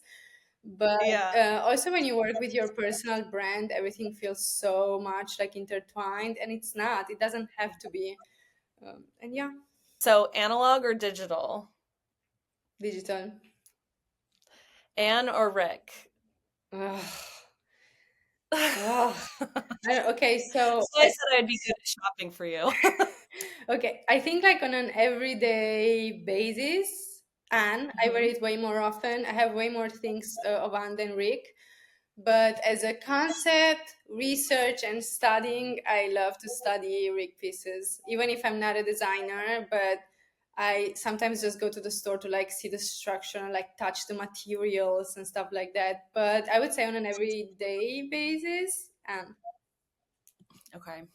Tabby's or Henrika's? Tabis forever. I keep going back and forth to like look at you. Trench or a moto? Moto. I agree. Paris or Milan? Paris forever. Come on, like Paris. Video or photo? Video, always. Vintage or secondhand? Second hand. I don't care if it's vintage. Substack or magazine? Like a print mag? Yeah. Print. And then Prada or Miu Miu? Prada. Miu Miu. Mm, I do like also the trends that Miu Miu has set in the past years, but Prada is kind of like. I don't own anything Miu Miu. I only own Prada stuff. Yeah, I would say Prada. Ugh, I love how you say it too. Prada. It's Prada. like I can't like we say Versace, you know what I mean? Like Okay, say we don't Prada. How do you say it? Prada. Prada. No Okay. Prada. No Prada. Prada. I can roll my R's, but it sounds so pretentious to say Prada. Like even if I said Versace, people are like, "What?" But Like, Versace, yeah, yeah, yeah. Versace. Someone goes, "Is that Versace?" And I was like, "Are you asking me because it's fake?" Yes, it's fake. Okay, it's Versace. It's Versace. It's Versace. And then what did I write? Flare or straight leg? Claire. We can talk about because people always want to know like how did you start going to fashion week, like how do you start going, like what's that whole thing like, do Mhm. you get invites now? So I started by getting some invitations in Berlin through the company I was working for, and my boss always was getting invited. So then I started to get some invitations, but like very small shows, maybe some like presentations and stuff like that. Then I wanted to experiment and kind of like understand like how and what was happening in Copenhagen, because Copenhagen Fashion Week was really picking up a little bit before COVID, and then it boomed 2021 and more. So at the beginning, I would just go like everyone else, hang out around the shows. Copenhagen is a very interesting fashion week because there's two fashion weeks happening. There's the street style fashion week, and there's the fashion at the fashion shows.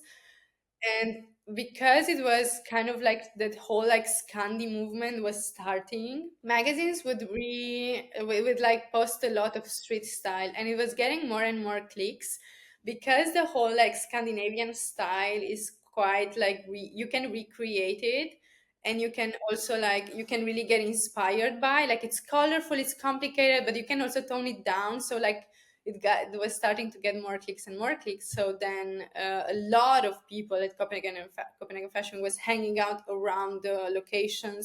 Copenhagen Fashion Week had an easier access compared to, well, what it is now, but also the rest of other fashion weeks. It did not have the international attention that it has now, but at the same time it did have attention when it comes to the German market, because Scandinavian and Danish brands were selling a lot to the German market. So because based in Berlin, I was kind of like representing the German market.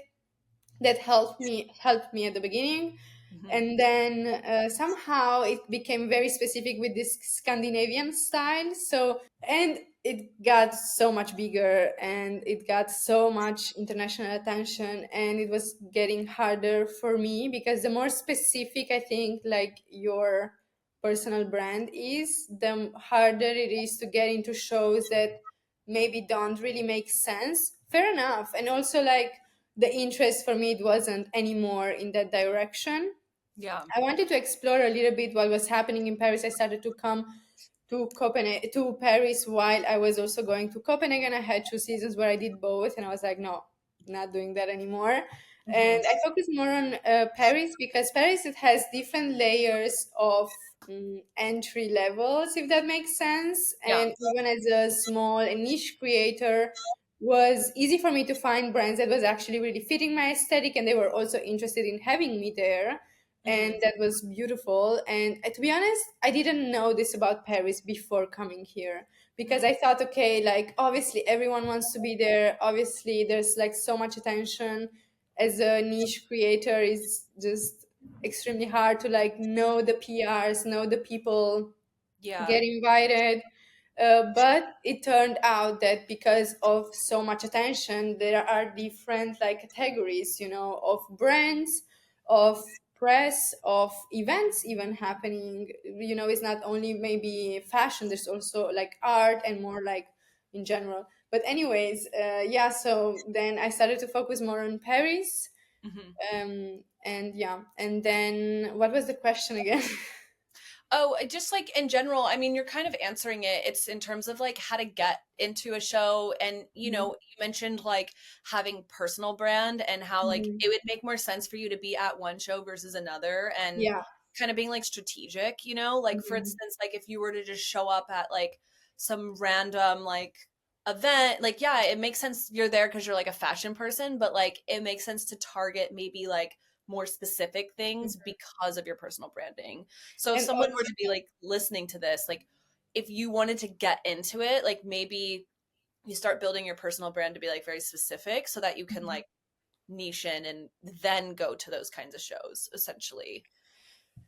I'm not sure how much is specifically like that. I feel like niching down is a great strategy, but but obviously the more things you cover, the more shows you cover, and the wider style features that you can have, it also gets you access in more things.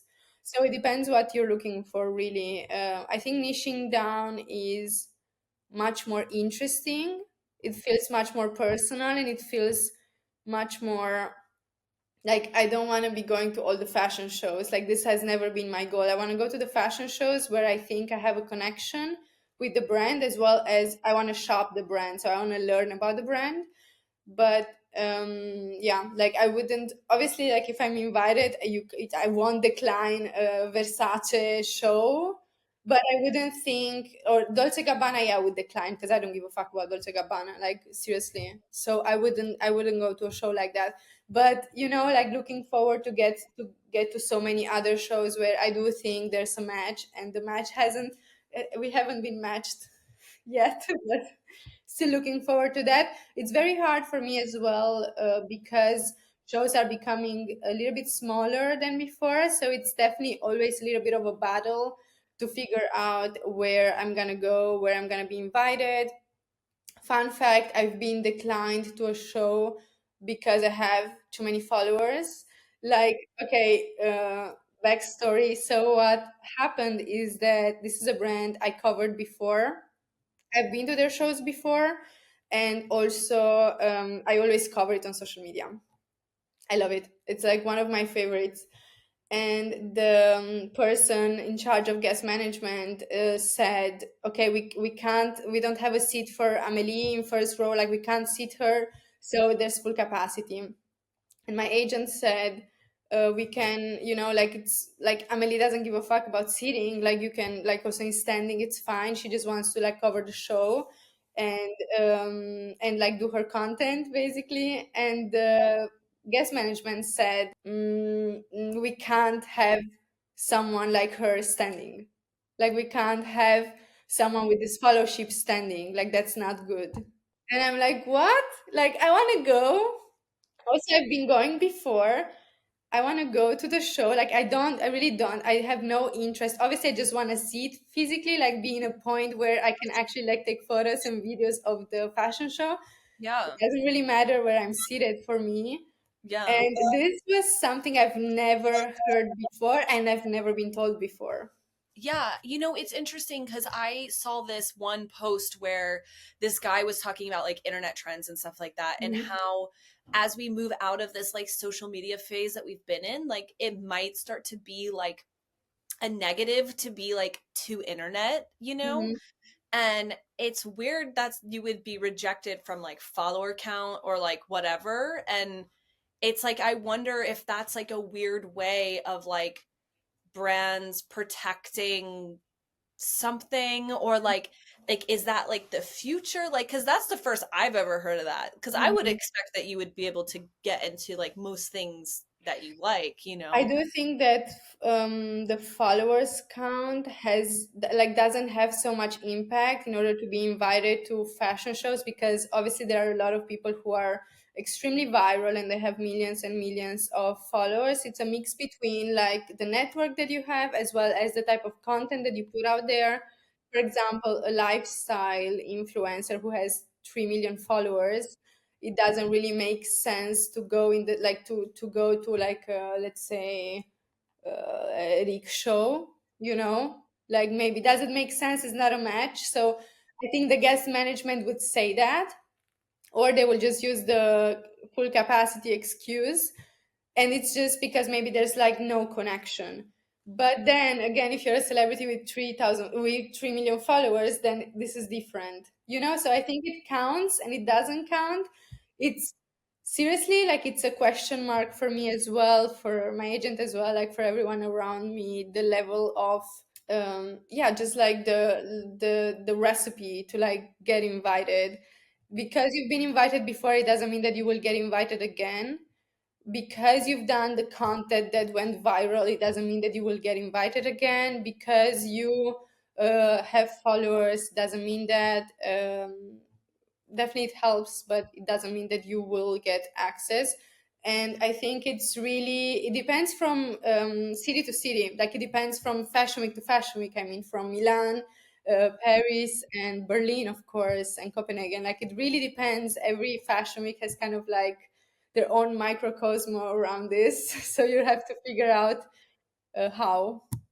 Yeah, I don't have the recipe, unfortunately. But if you have it, feel free to like let me know. I know, I feel like it's so brand to brand based, like basis, and publicist to publicist. And yeah, it will be interesting to see like how because even like I saw during our fashion week, like I do a lot of backstage interviews and stuff, and that's what I have been doing. And I saw a lot of people, like the first couple years I was doing it, everybody was so excited to like be asked a question or whatever. Cause I'll do it a lot of content. I'll do it mostly for like the brand. So I'll ask questions on like the brand behalf. And people were so excited. But this year, people were like not into it, like at all. Like people were like, I guess, like, you know what I mean? Like versus before being like, oh my God, I would love to. And so it's interesting seeing like the tie. And then I saw a bunch of memes how like, oh, there's like this girl at every show, like with the microphone. And I was like, oh no, that's me. You know what I mean? But like, but it's interesting. I know. And it's like, it's weird because it's social media, things are moving so quick. And it's like one day one person might be like in, and then the next day they're not. And fashion has to move with it to like stay alive, you know, because they want to be viable. So it is like, it's weird being like a content creator and wanting to build something. You're like, how do you build something that's sustainable, that's like on rocky ground? And I think you like developing, your story, writing, the podcast, like those are ways I think that like do legitimize you, like regardless of like public favor of like what's in. Mm-hmm. Yeah. I think so. I agree with that. It's definitely like a different perception. And I do feel that I'm perceived differently from 2 years ago, where I was perceived as the TikToker. And it was always like in a derogatory way, you know? And now I think people think that I don't like to be called an influencer, which I don't mind, to be honest. But a lot of interviews and people I meet, they try to like not use the word influencer. I met a girl during fashion week at a magazine event, and we were chatting with someone from the magazine, and she was so great. Like, she was pimping me up because she listens to my podcast, so like she knew about me before, and we connected. And then we were talking to a person from the mag, and I was saying, yeah, I'm an influencer, because they asked, like, what are you doing? I'm like, yeah, I'm an influencer. She said, no, you're not an influencer. You're like a fashion podcaster. You wrote a book, like she was like going on and on. And I think like this is obviously something that gives you it gives you like a different perception, especially in rooms where there are press people and like fashion connoisseurs in general. It's still a little bit derogatory to say, or like it's perceived badly to say influencer or like TikToker. And I don't mind any label. I don't like to label myself, to be honest, because I also don't know exactly what I am. But I I find it very interesting to hear how other people are labeling me. That's always extremely fun. And yeah, anyways, like I do think that it's the perception of diversifying your type of job. It's something that's very useful in fashion. First of all, because of the network, you just get to meet more people, you just get to talk to more people, you just get to learn so much more. And then this is a knowledge that you can actually also put out there. So if you want to be like an influencer, you also need to know, like, you need to know about photography, you need to know about writing, you need to know like magazine, who's like a fashion critic, who does the photos in that way, like who's the model or whatever. Like you need to like have this knowledge. So it depends, like, yeah, what you want to do. I feel like there's no difference between someone like you who's doing it, but they're just not broadcasting it on the internet. There's Yeah. really no difference because there are Mhm. people who are writing for magazines, writing in general about fashion, but they're just not like making a social brand off of it. And Mhm. personally, I think it's better for you to have like the personal brand because it's just going to take you so much further because people will like recognize you. And I think like yes, people get triggered. It's like still weird because people get a little like weird about like TikTok and influencers because they think it's like vapid and you're not really Mhm. like you're just showing your pretty face, Yeah. and we've clearly have moved past that where we know like there's a lot behind it, especially someone like you that is going to shows, does have ideas and is sharing them. It's just easy to follow the influencer model on top of that Mhm. because that's how you monetize. Mhm. And it's weird how there is like a little bit of pushback because the traditional route without the personal branding is definitely a lot harder, but it's Yeah. not like it's not, but maybe I'd argue that like also developing a personal brand is not easy on top of all those things. Mhm. So it's really strange that people do give you like the perception of like, oh, influencer. I mean, I would love to be an influencer. So like I always, because I do get worried sometimes on the podcast calling people influencer. Mhm. But you are of influence. You are influencing people to do what, like, to be inspired by you, you Mhm. know? And so Yeah. I think it's like a compliment, like ultimately. But yeah, so when it comes to like Fashion Week in general, because you've obviously been to a lot, like what would you notice? What would you tell someone who's like a designer? Wait, let me rephrase Mhm. this. What is like the new thing that is coming out during Fashion Week? Is it God, I'm being a broad bitch again. I'm this question's coming from like three different questions that we didn't answer. Like, you mean if you were a designer, what should like what should a designer do today to have impact, like in like Yes, thank fashion you. week, Yeah. like that?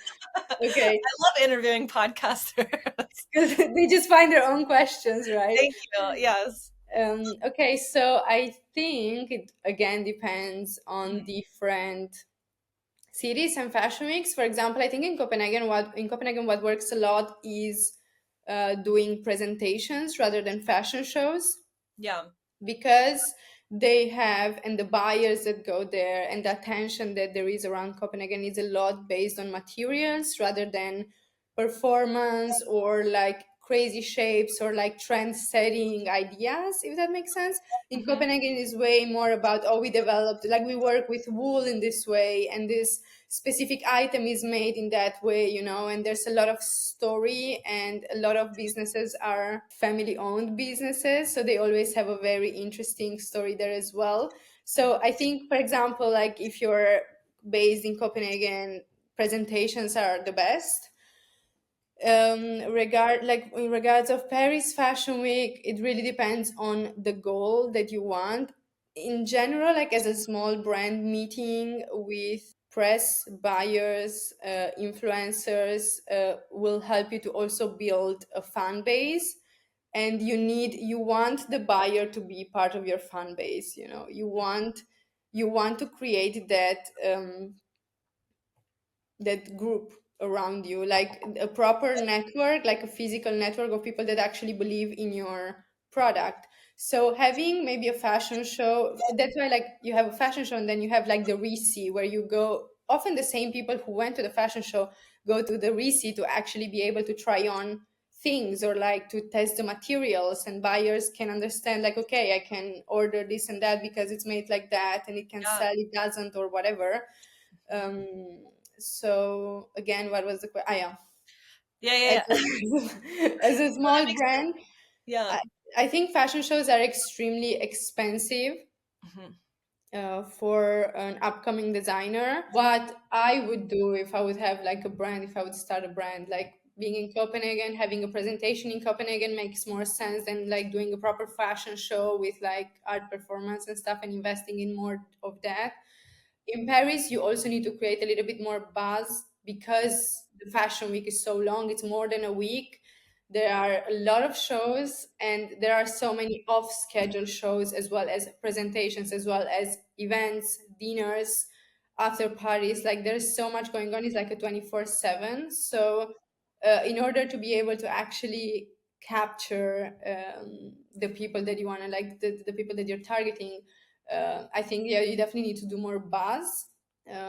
So yeah, but to be honest, I wouldn't necessarily invest in like a crazy. Like, if I was a brand, like if I would like start a brand today, I would do a fashion show, but I wouldn't like invest in having like a proper, the coolest location with the coolest art and like the coolest concept. I would do something like, seriously, everyone sitting on the ground and models walking, like, and also models walking kind of slow so you get to see the outfit properly. Sometimes I'm thinking, when I'm sitting at a fashion show, I'm like, oh my god, like they walk so fast, like one after the other, and I don't even get to like do the video or like the photo, but also I don't get to like see it. And because we take so many photos and everyone is taking photos at a fashion show, having like the models walking slower, you get the time to take a photo, and then you get the time to actually experience yourself the look. what's happening, you know. And that's very beautiful, and that's what also makes you like connects you more with the collection, therefore also with the designer.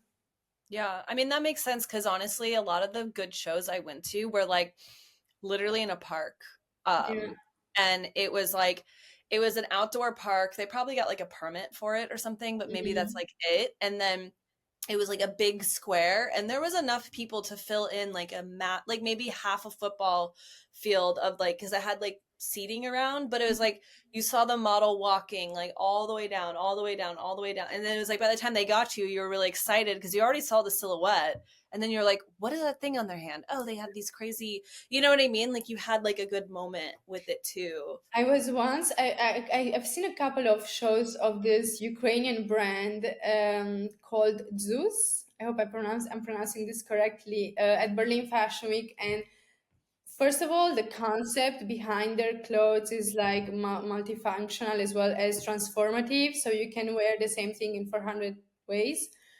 And the designer would actually be on stage, like on the runway. The models would walk, she would stop a model, and she would like switch the outfit in something else, like with the same clothes. So she would like it would be maybe through buttons or through zippers, but she would transform the same look in another look. And obviously this was taking her like minutes, you know, like their fashion show it's like 40 minutes because every look has to like get transformed. And I found that so beautiful. I've never seen other people doing it. And I found that so beautiful. And I could, because I was sitting there, I could actually see, understand more the materials or like how it was like fitting, how it was switching, how it, beautiful. Yeah, and you have more time with it and then you see like Mhm. really like what she's thinking because you're like, "Oh wait," you're almost like guessing like, "Wait, is she going to put that top with the Yeah, skirt?" we were And that I, like the audience was really interacting. We were like, "Oh, is it gonna be?" And then maybe like you know, it was a long gown turning into a hat or a cape or whatever, and everyone was like, "Oh my God, wow!" You know, like yeah. it's So like performance art almost like it at that point. is, and that's I think that's cool when the performative art it's your runway, it's your collection, and the piece of clothing that you had like that you've made. That's very beautiful, I think. Yeah. Okay, designers, you heard it here first. Performance art. I mean, I've even been seeing a resurgence of that in like the underground like art scene and stuff. There's like a Mhm. lot of that stuff happening in general and I mean, fashion is a part of art. So it's like it shouldn't be so like commercial. Like we need to like make it, you know, like alive again in a way, Yeah. But Like I do think that also it has to be wearable. And this brand Zeus, they were making wearable clothes. Like, of course, some were very conceptual, but in the end, like in the end, you could wear that stuff. Most of that stuff, you could wear if you learn how to transform it. Because I think that's the tricky part is learning how to actually transform it, how the designer did it. But I do believe in wearable fashion though. Like I love the art, love it, obsessed, but you need to be something that's commercially viable. In today's fashion climate, you can't fuck around with this. no, I agree. I mean, honestly, like nothing is more beautiful to me than when you have something you can wear every day and it is iconic, it's soft, it's comfortable, it's Mhm. makes you look put together. Like that to me is like true design. Like yes, couture is lovely. We love it. It is art, but I think there is an art to wearing having designing a piece that you can wear every day. Like that's when I see it and I'm like, mwah, like Mhm. I love that, And it doesn't even matter if I see it at like a small, like, like a Uniqlo or something like that. Like if I see something where I'm like, there's so much intention behind this, Mhm. I'm obsessed, Yeah. I mean, chances are if it's like Zara or H&M, they just copied a designer, but like I agree. And I think that's like a little bit of like your business mind, like coming through Mhm. in the aesthetics of Yeah. like fashion. It's also sustainable, To be honest, like in the end, we all know that we don't need more clothes. Like we could stop today and we would have clothes for the next 100 years. Like we don't need new clothes. So whatever is being produced, like if I would be a designer, I would ask myself, is like, am I making a difference in any way? In any way. It doesn't have to be like, oh, it's a crazy t-shirt no one has ever seen before or whatever. But what am I bringing to the table? This like has to be the main point. If you don't have an answer to this, forget it. You will never be successful because there's so much competition. There's so many clothes. There are so many people who want to shop only the same brands. No one gives a fuck. Like, I have to be honest, like, no one gives a fuck. And educating someone to like a new brand, a new production, a new way of thinking, like, if there's no added value, it's Mhm. hard. It's very fucking hard. Yeah, so it's And almost seriously, we don't need it. Like, to be honest, like, we don't need it. yeah. I know it is interesting because it's like you want to be I find myself as someone who went to design and now I'm more in sales and Mhm. merchandising. I have this question all the time, like why do we have the same two prints like in the same collection? They both match up to denim. We just need one, like, and it is that like hacking way of like stuff. You want to be supportive to designers that are coming in, but you also want to be like realistic. And Mhm. it is like it's a weird place to navigate because yes, you could be a sustainable designer, but there's also a lot of people doing that, but that also doesn't really lead to like production. It's very much a like hand sewn like kind of production model. Like Mhm. maybe as things change, we can have more like, patchworking or whatever, but um yeah, it's very difficult and I don't think a lot of people understand that going in, especially if they get like a lot of hype because as someone who went to fashion school, it's like they're pumping out students every Mhm. 6 months and there's a million schools doing it and there's a ton of different people. So it's like, how are you going to stand out in this industry? And like, maybe that's not being a designer, Yeah. maybe that's being like someone like you that does like all content and like writes and has all these other points of views, or it's like you work in sales, or you know what I mean? Like, I You have, think, yeah, you have to bring that like added. Lately, I'm obsessed with this upcoming designer from Berlin. The name is Path, and she literally creates like textile from, I don't even know what it is, wax maybe. It's like this reptile, almost looking sheer material. Very hard to explain. I'm gonna show you something after. Uh, yeah, she has not only a very specific material, but she also has a very specific point of view on social media on how she sells that product. So how she captures the product, like, like she does a whole of like a whole process of content creation, showcasing how the material is made, how it's photographed, how does she wear it. And now I'm obsessed with this. Whatever she will be doing, I'm just gonna buy, to like, because I need to feel this material. I'm so obsessed with it. The way that she films the content and the pieces that she's doing, it's super satisfying to watch. And like, even if she has something weird, is this commercially viable? We don't know, but the way that she's selling it, like, she has this ability to like really put the brand out there on social media. And that's already like a sell. It's enough. Sometimes this is enough. Like, it's not rocket science. But I guess if she wouldn't have the storytelling on social media, it's not the most digestible product, if that makes sense. So yeah. no, totally. Yeah, because it's like if you have that, it's like you need both. You need the story and then you need the product, and it needs to really be like digestible. And I feel like Yeah. that's that hard bit that creatives have is like their ideas are so avant-garde, so crazy and new and fresh, but like it is not digestible to like mass market or like people on social media being able to like understand, or they can't bring it to them in a way Hmm. that like, because it's like I always call it like not dumbing it down but like a little bit, like take that A big little idea. bit though, because like I don't know anything about she's producing this. Like, how do I know? Like, it's something that it's hard. You Yeah, have to dumbing it down. So like yeah. people get it, more people get it. And unfortunately, like, I know it's uncool, but it's something that you have to do.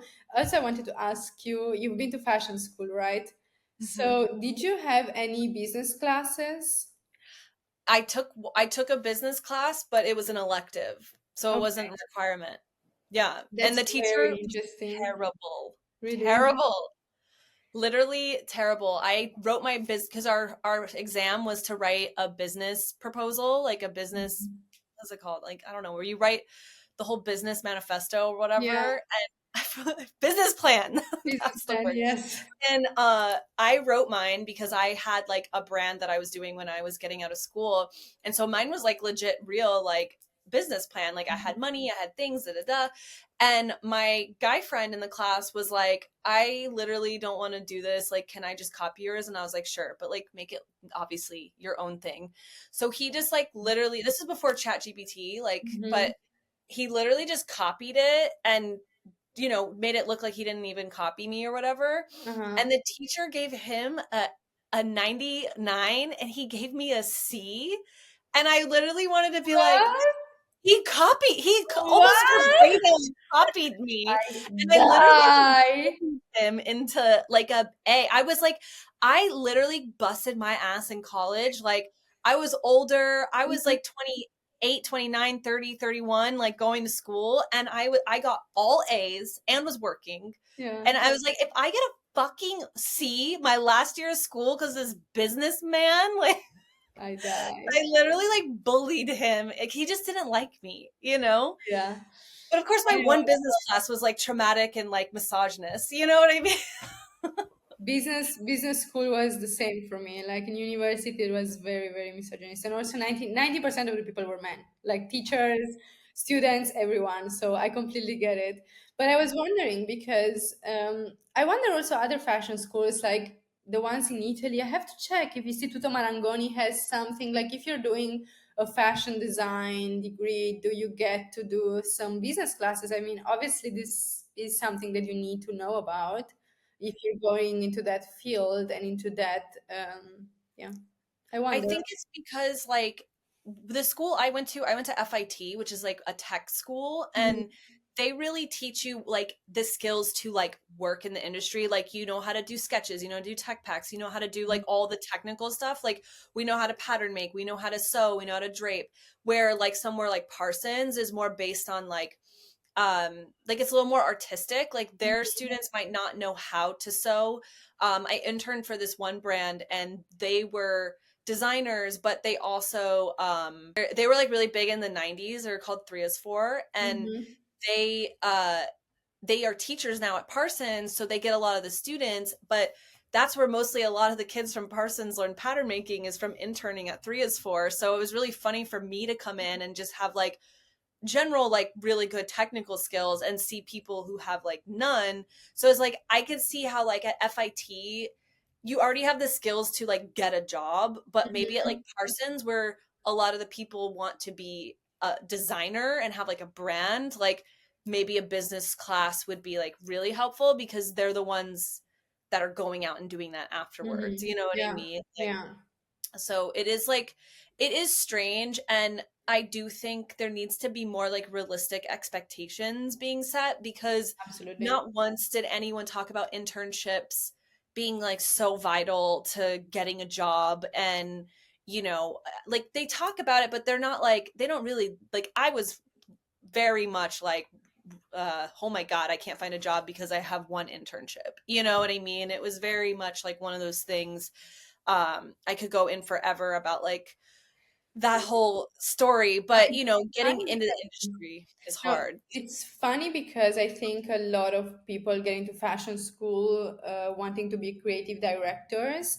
And there are, I actually checked, and there are courses to like become creative directors and stuff.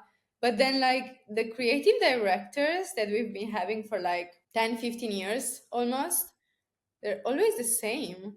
Like, there aren't like there aren't jobs as like, also it's not something that, in my opinion, my humble opinion, you get in, like you don't get out of school and like and you're a creative director, like you need to work, like to work to get Yeah. there. And that space between getting out of school and then getting out, like let's say like you know, what's his name? Daniel Roseberry. Mhm. He worked, but he was like he got out of school, he did his thing. He was like working for a very long period of time, like making no money. It's not Yeah. easy, Yeah.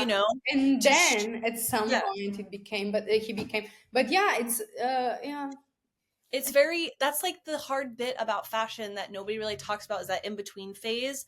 Mm. Is how do you go from like being a designer to being like granted the the dream job of like a creative director. And it's funny, like in the actual industry, like where people are working, it's like, it's funny because like, let's say you're the creative director of like J Crew, a Mhm. fashion person that's obsessed with Rick Owens, they don't give a fuck about that person. No. But in the actual industry, you're like, oh my God, that's like, that's a really amazing job. Like that person is like in it. You know what I mean? Yeah. Like that is like a, like you would be like, wow, if you met that person, if they're Mhm. like in that industry, you know what I mean? Or even just like it, like Old Navy, like brands that you like don't even think about, and Mhm. but it's like there is a creative director of those brands, but people don't necessarily think like they want to be like, creative director of like Dior or something, and Exactly. Yeah. but I mean, even just like getting a job like that for a smaller brand is like still really notable in the industry. It just doesn't That's already happen. sick. Yeah. Yeah. Absolutely. So it's just weird because that's like the difference between like social media fashion and like Mhm. working in fashion, Yeah. But And I also, mean, there aren't many, like, I do feel that on social media, it's more like what we hear generally, but there are so many things that outside of the industry, they're not really spoken about. Like, even in the production of clothes, like living in Italy, there's so much production. And this is obviously like not the sexy part of being in fashion, but there's like a whole like category of jobs that are, or like companies that are looking for people to like fill in these job positions, and there aren't people because no one wants to work in that part of production. No one wants to be, because everyone wants to do what is more pop. And this is, I do think it's social media's fault, but also at the same time there's not much education, because I believe if you're a fashion school and you have a course on how to become a fashion director or how to work in production in the middle of nowhere in northern Italy, obviously you won't have so many students coming in as if you're having a course to be a creative director, because in the end fashion schools are private, or at least they're, I don't know how it is in the US. I guess they're private as well, like in Europe there except for are. FIT, that's the Yeah. only one. I know, that's why I could afford it. No, because like in Italy, the ones that people go to, like Marangoni and Polimoda, like you have to pay a big fee, and obviously fashion schools want to be attractive for future students. So I think that's why it's never really discussed, and some like job positions aren't really explained, and some roles are hard to fill in now. So it's a little bit of a mix between social media issue as well as not really knowing so much of all of this huge industry and this huge business. It's really, there's not much knowledge, and it's very hard to find, because as a non fashion school person, like it's very hard for me to like actually figure out what's going on. Like you google this, but it's hard to find. It's interesting that you say that, because that's like what I'm building by having this podcast, is like Mhm.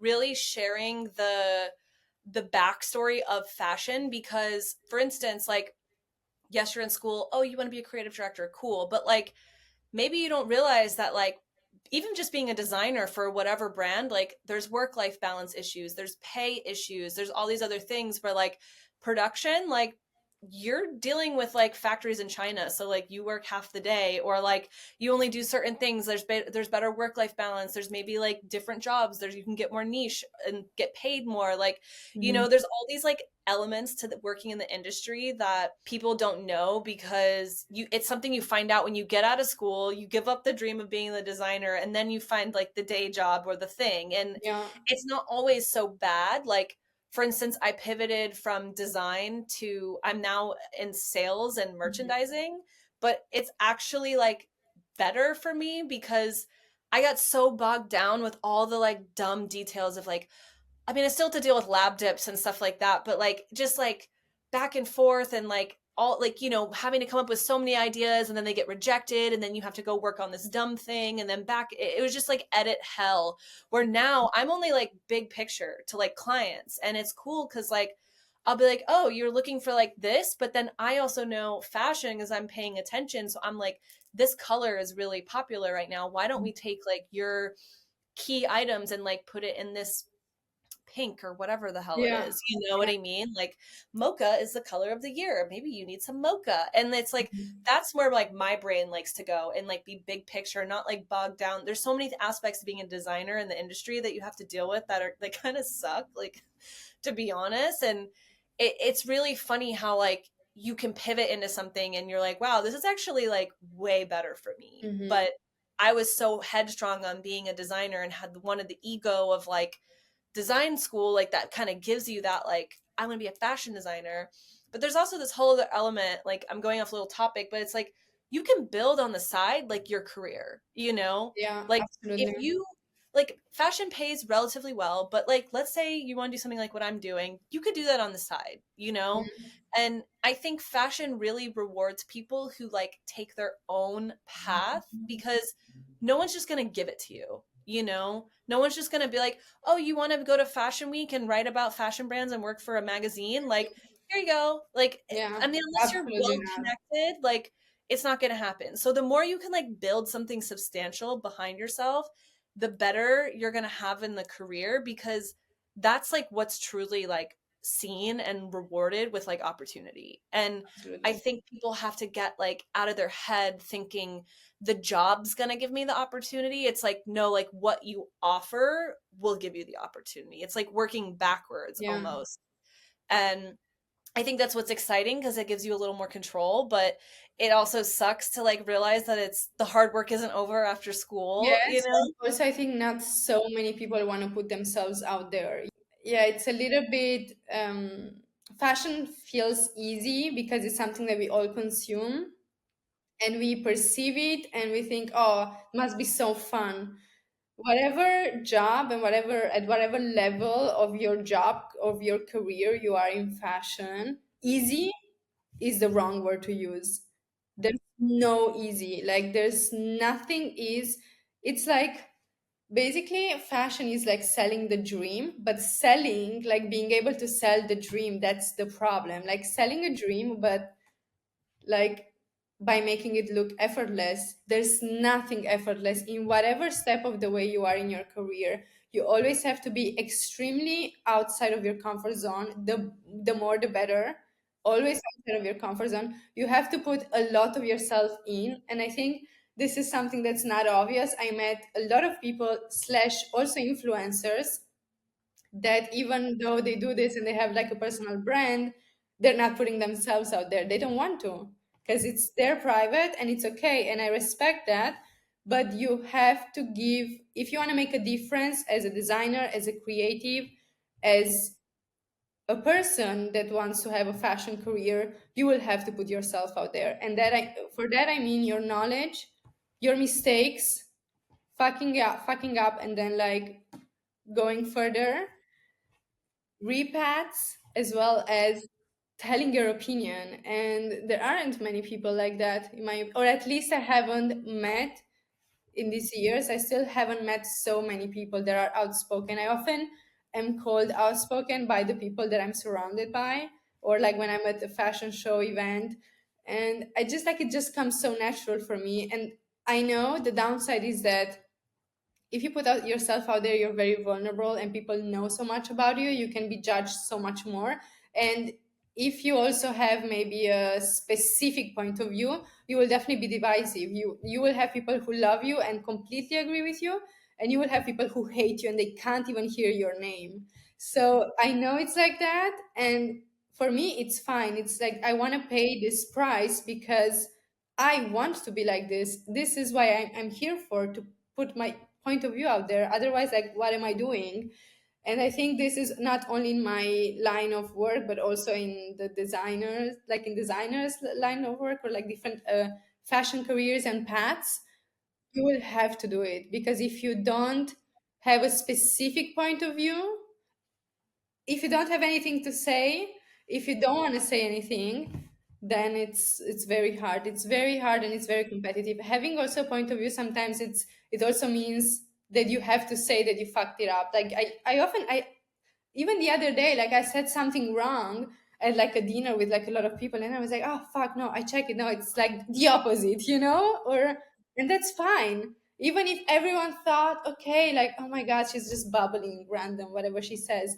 I like to say my point of view, and maybe sometimes I change my opinion. Maybe sometimes I'm saying something wrong, but that's the risk that I will take. Yeah.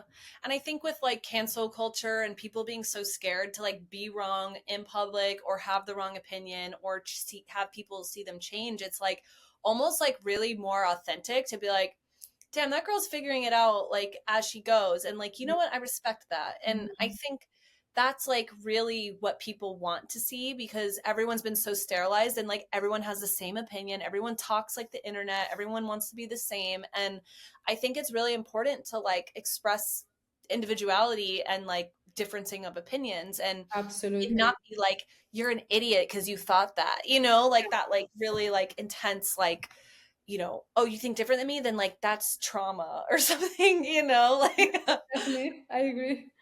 yeah, no, I love that. And I mean, yeah, and also just making mistakes. And it is I saw this thing and I think it's really important for people to realize like you're going to have to be uncomfortable regardless in life. Like it's just you choose now or you choose later, you know? And when you choose now, it's under your choice versus when you choose later, it's not usually under your choice. And Mhm. it's like if you want to choose to grow, it's going to be uncomfortable. It's not going to feel good. You're going to have to put yourself in unexpected places, but that's that's growing up and that's like really like putting yourself out there and living a life that's like worth living. I mean, we're getting I so wanted to like say, woo. no, I know, but I wanted to say the same. Like, otherwise, like, what are we here for if we're not like really living experiences and experiencing and like putting ourselves out there? It's funny because I don't know if it's something cultural in Berlin, but since I moved to Berlin, it was like I just realized people don't really want to share their opinion in fashion, but also in other parts and in other fields. People don't want to put themselves out there that much, and slash they don't care as much. And in Italy, I feel like it's more part of the culture to like talk, to share opinions, to like ask everyone, okay, but like, what do you think about this? Like like having conversations.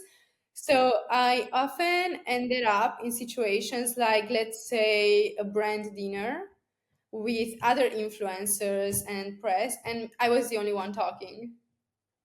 Like, I'm talking a table with like 20 people, and I'm the only one Wow. talking for like, Everyone's just like not saying a word. yeah, they You know just what? Good for don't. you.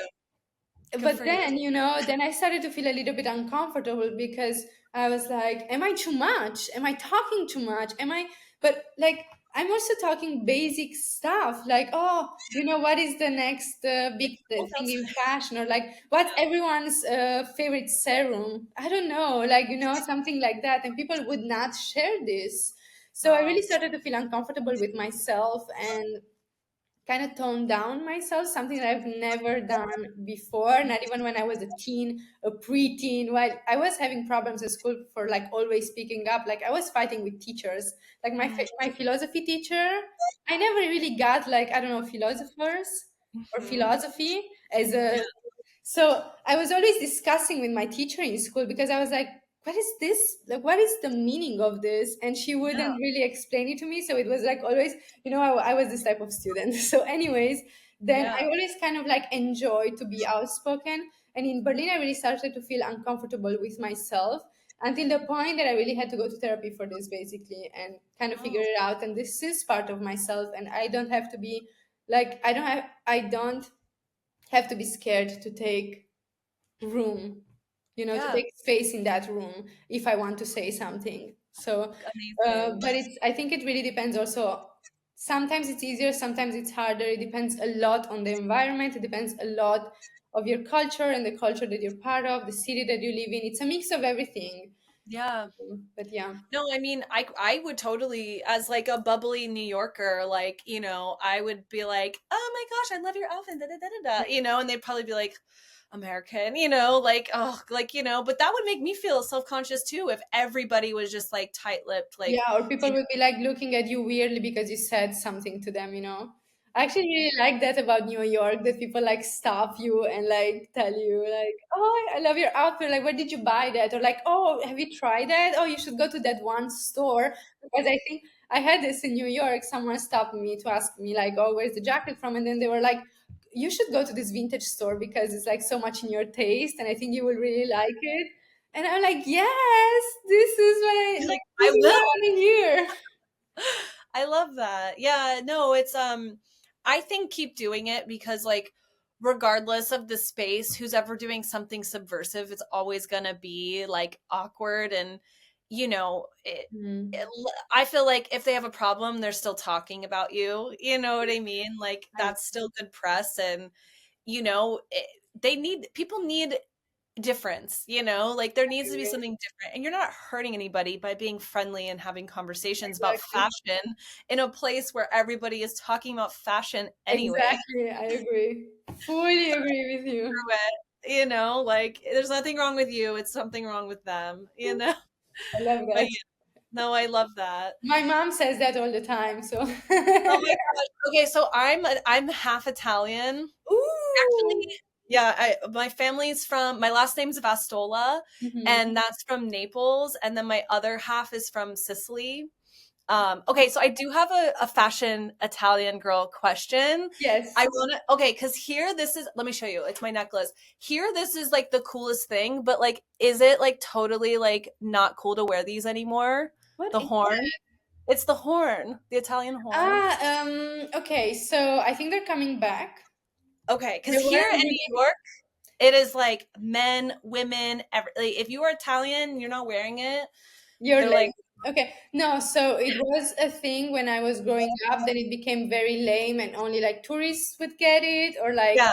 very old people, like yeah, you don't like not cool people anyway. So it was kind of like toning down and now I feel like they're picking up again, Mhm. especially the red ones as well. I noticed that because like my first day in Italy, I saw nobody wearing it, and I was like actually feeling a little self conscious. So I like flipped it around. You know, I was like, "Is this like not a thing?" But then the next day, it was like every girl had the red one. I was like, "Oh, okay, we're good, we're good." You We're know? good. It also depends a lot on the areas where you are in Italy. In the Yeah, south, it's definitely a thing.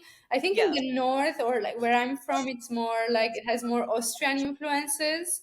Hmm. So this horn in Italy is like against bad luck, you know. Yeah, yeah. And So but you're like like, but it's yeah, like in the north, like people are not as superstitious. They're more like pragmatical and more like Austrian style, I would say. So it's more something that I've seen in the south, but I love the fact that you have it not red. And I was thinking of getting it in silver because I'm a silver girl. But "Oh my like god." with no color, that would be so cool because I am superstitious. Oh my gosh. Well, I have to like you have to give it as a gift. So when I go to Italy, I'll get you one and give Oh you it my too. god, that's so you have to give it as a gift? That's what I've always been told. Like this was my Really? grandmother's, so I got it when she died. So Oh, when I that's went even more to Naples, beautiful. yeah, I went to so when I went, I got I'll show you. I got the horseshoe also. And Mhm. then actually this morning I just got the shamrock or the clover, Yeah. whatever, because my boyfriend had it and he's Irish. So I was like, okay, I'll You know rock what? it. I get one. Yeah, I was like, I'll take the luck of the Irish, but he's I'll also take the luck Italian of too. everyone. That's fine. Like give it all to me. But when I went, I got my two sisters Mm. one as like Ah, gifts. the horn. Yeah, and so I wanted to know. And so it's funny because when we were there, I Mm. was wearing one, I felt insecure, I felt fine. But then my boyfriend was wearing one that I got him, and he was starting to feel insecure. He's like, "No guys are wearing this. Like, is this like a woman thing only?" And like, of course, the guy would like sell us anything, you know. Yeah, And so when we were at the resort in Ischka, I like saw this guy wearing like a really really big one, and yeah. I was like, John, see, men wear it, men wear I it. wear it. And of Even course, he's bigger from ones. New Jersey. He's from New Jersey. So we were like, never mind. Maybe men don't wear it there. To be honest, I don't think it's a woman thing, but I haven't seen many guys wear it. So Exactly. In New I don't York, know it exactly. is like in New York City, if you're Italian, like, and you You wear it, wear it. you're like, oh, and like the chest hair, you know what I mean? It's like a Of thing. course, of course. Oh my gosh, that's so funny. I love Okay, so that. I love that you're half Italian. Yeah, I love it. I'm half Italian and then I'm half German and Norwegian. Hmm. So I'm like an Italian Viking. Cool. I love it. Even better. I'm like, that's my branding on my heritage. Oh my gosh. Well, anyways, I think we've got like We a covered little, everything, right? yeah. Like I was looking we through the just questions when basically we talked had, another hour. I Um, know.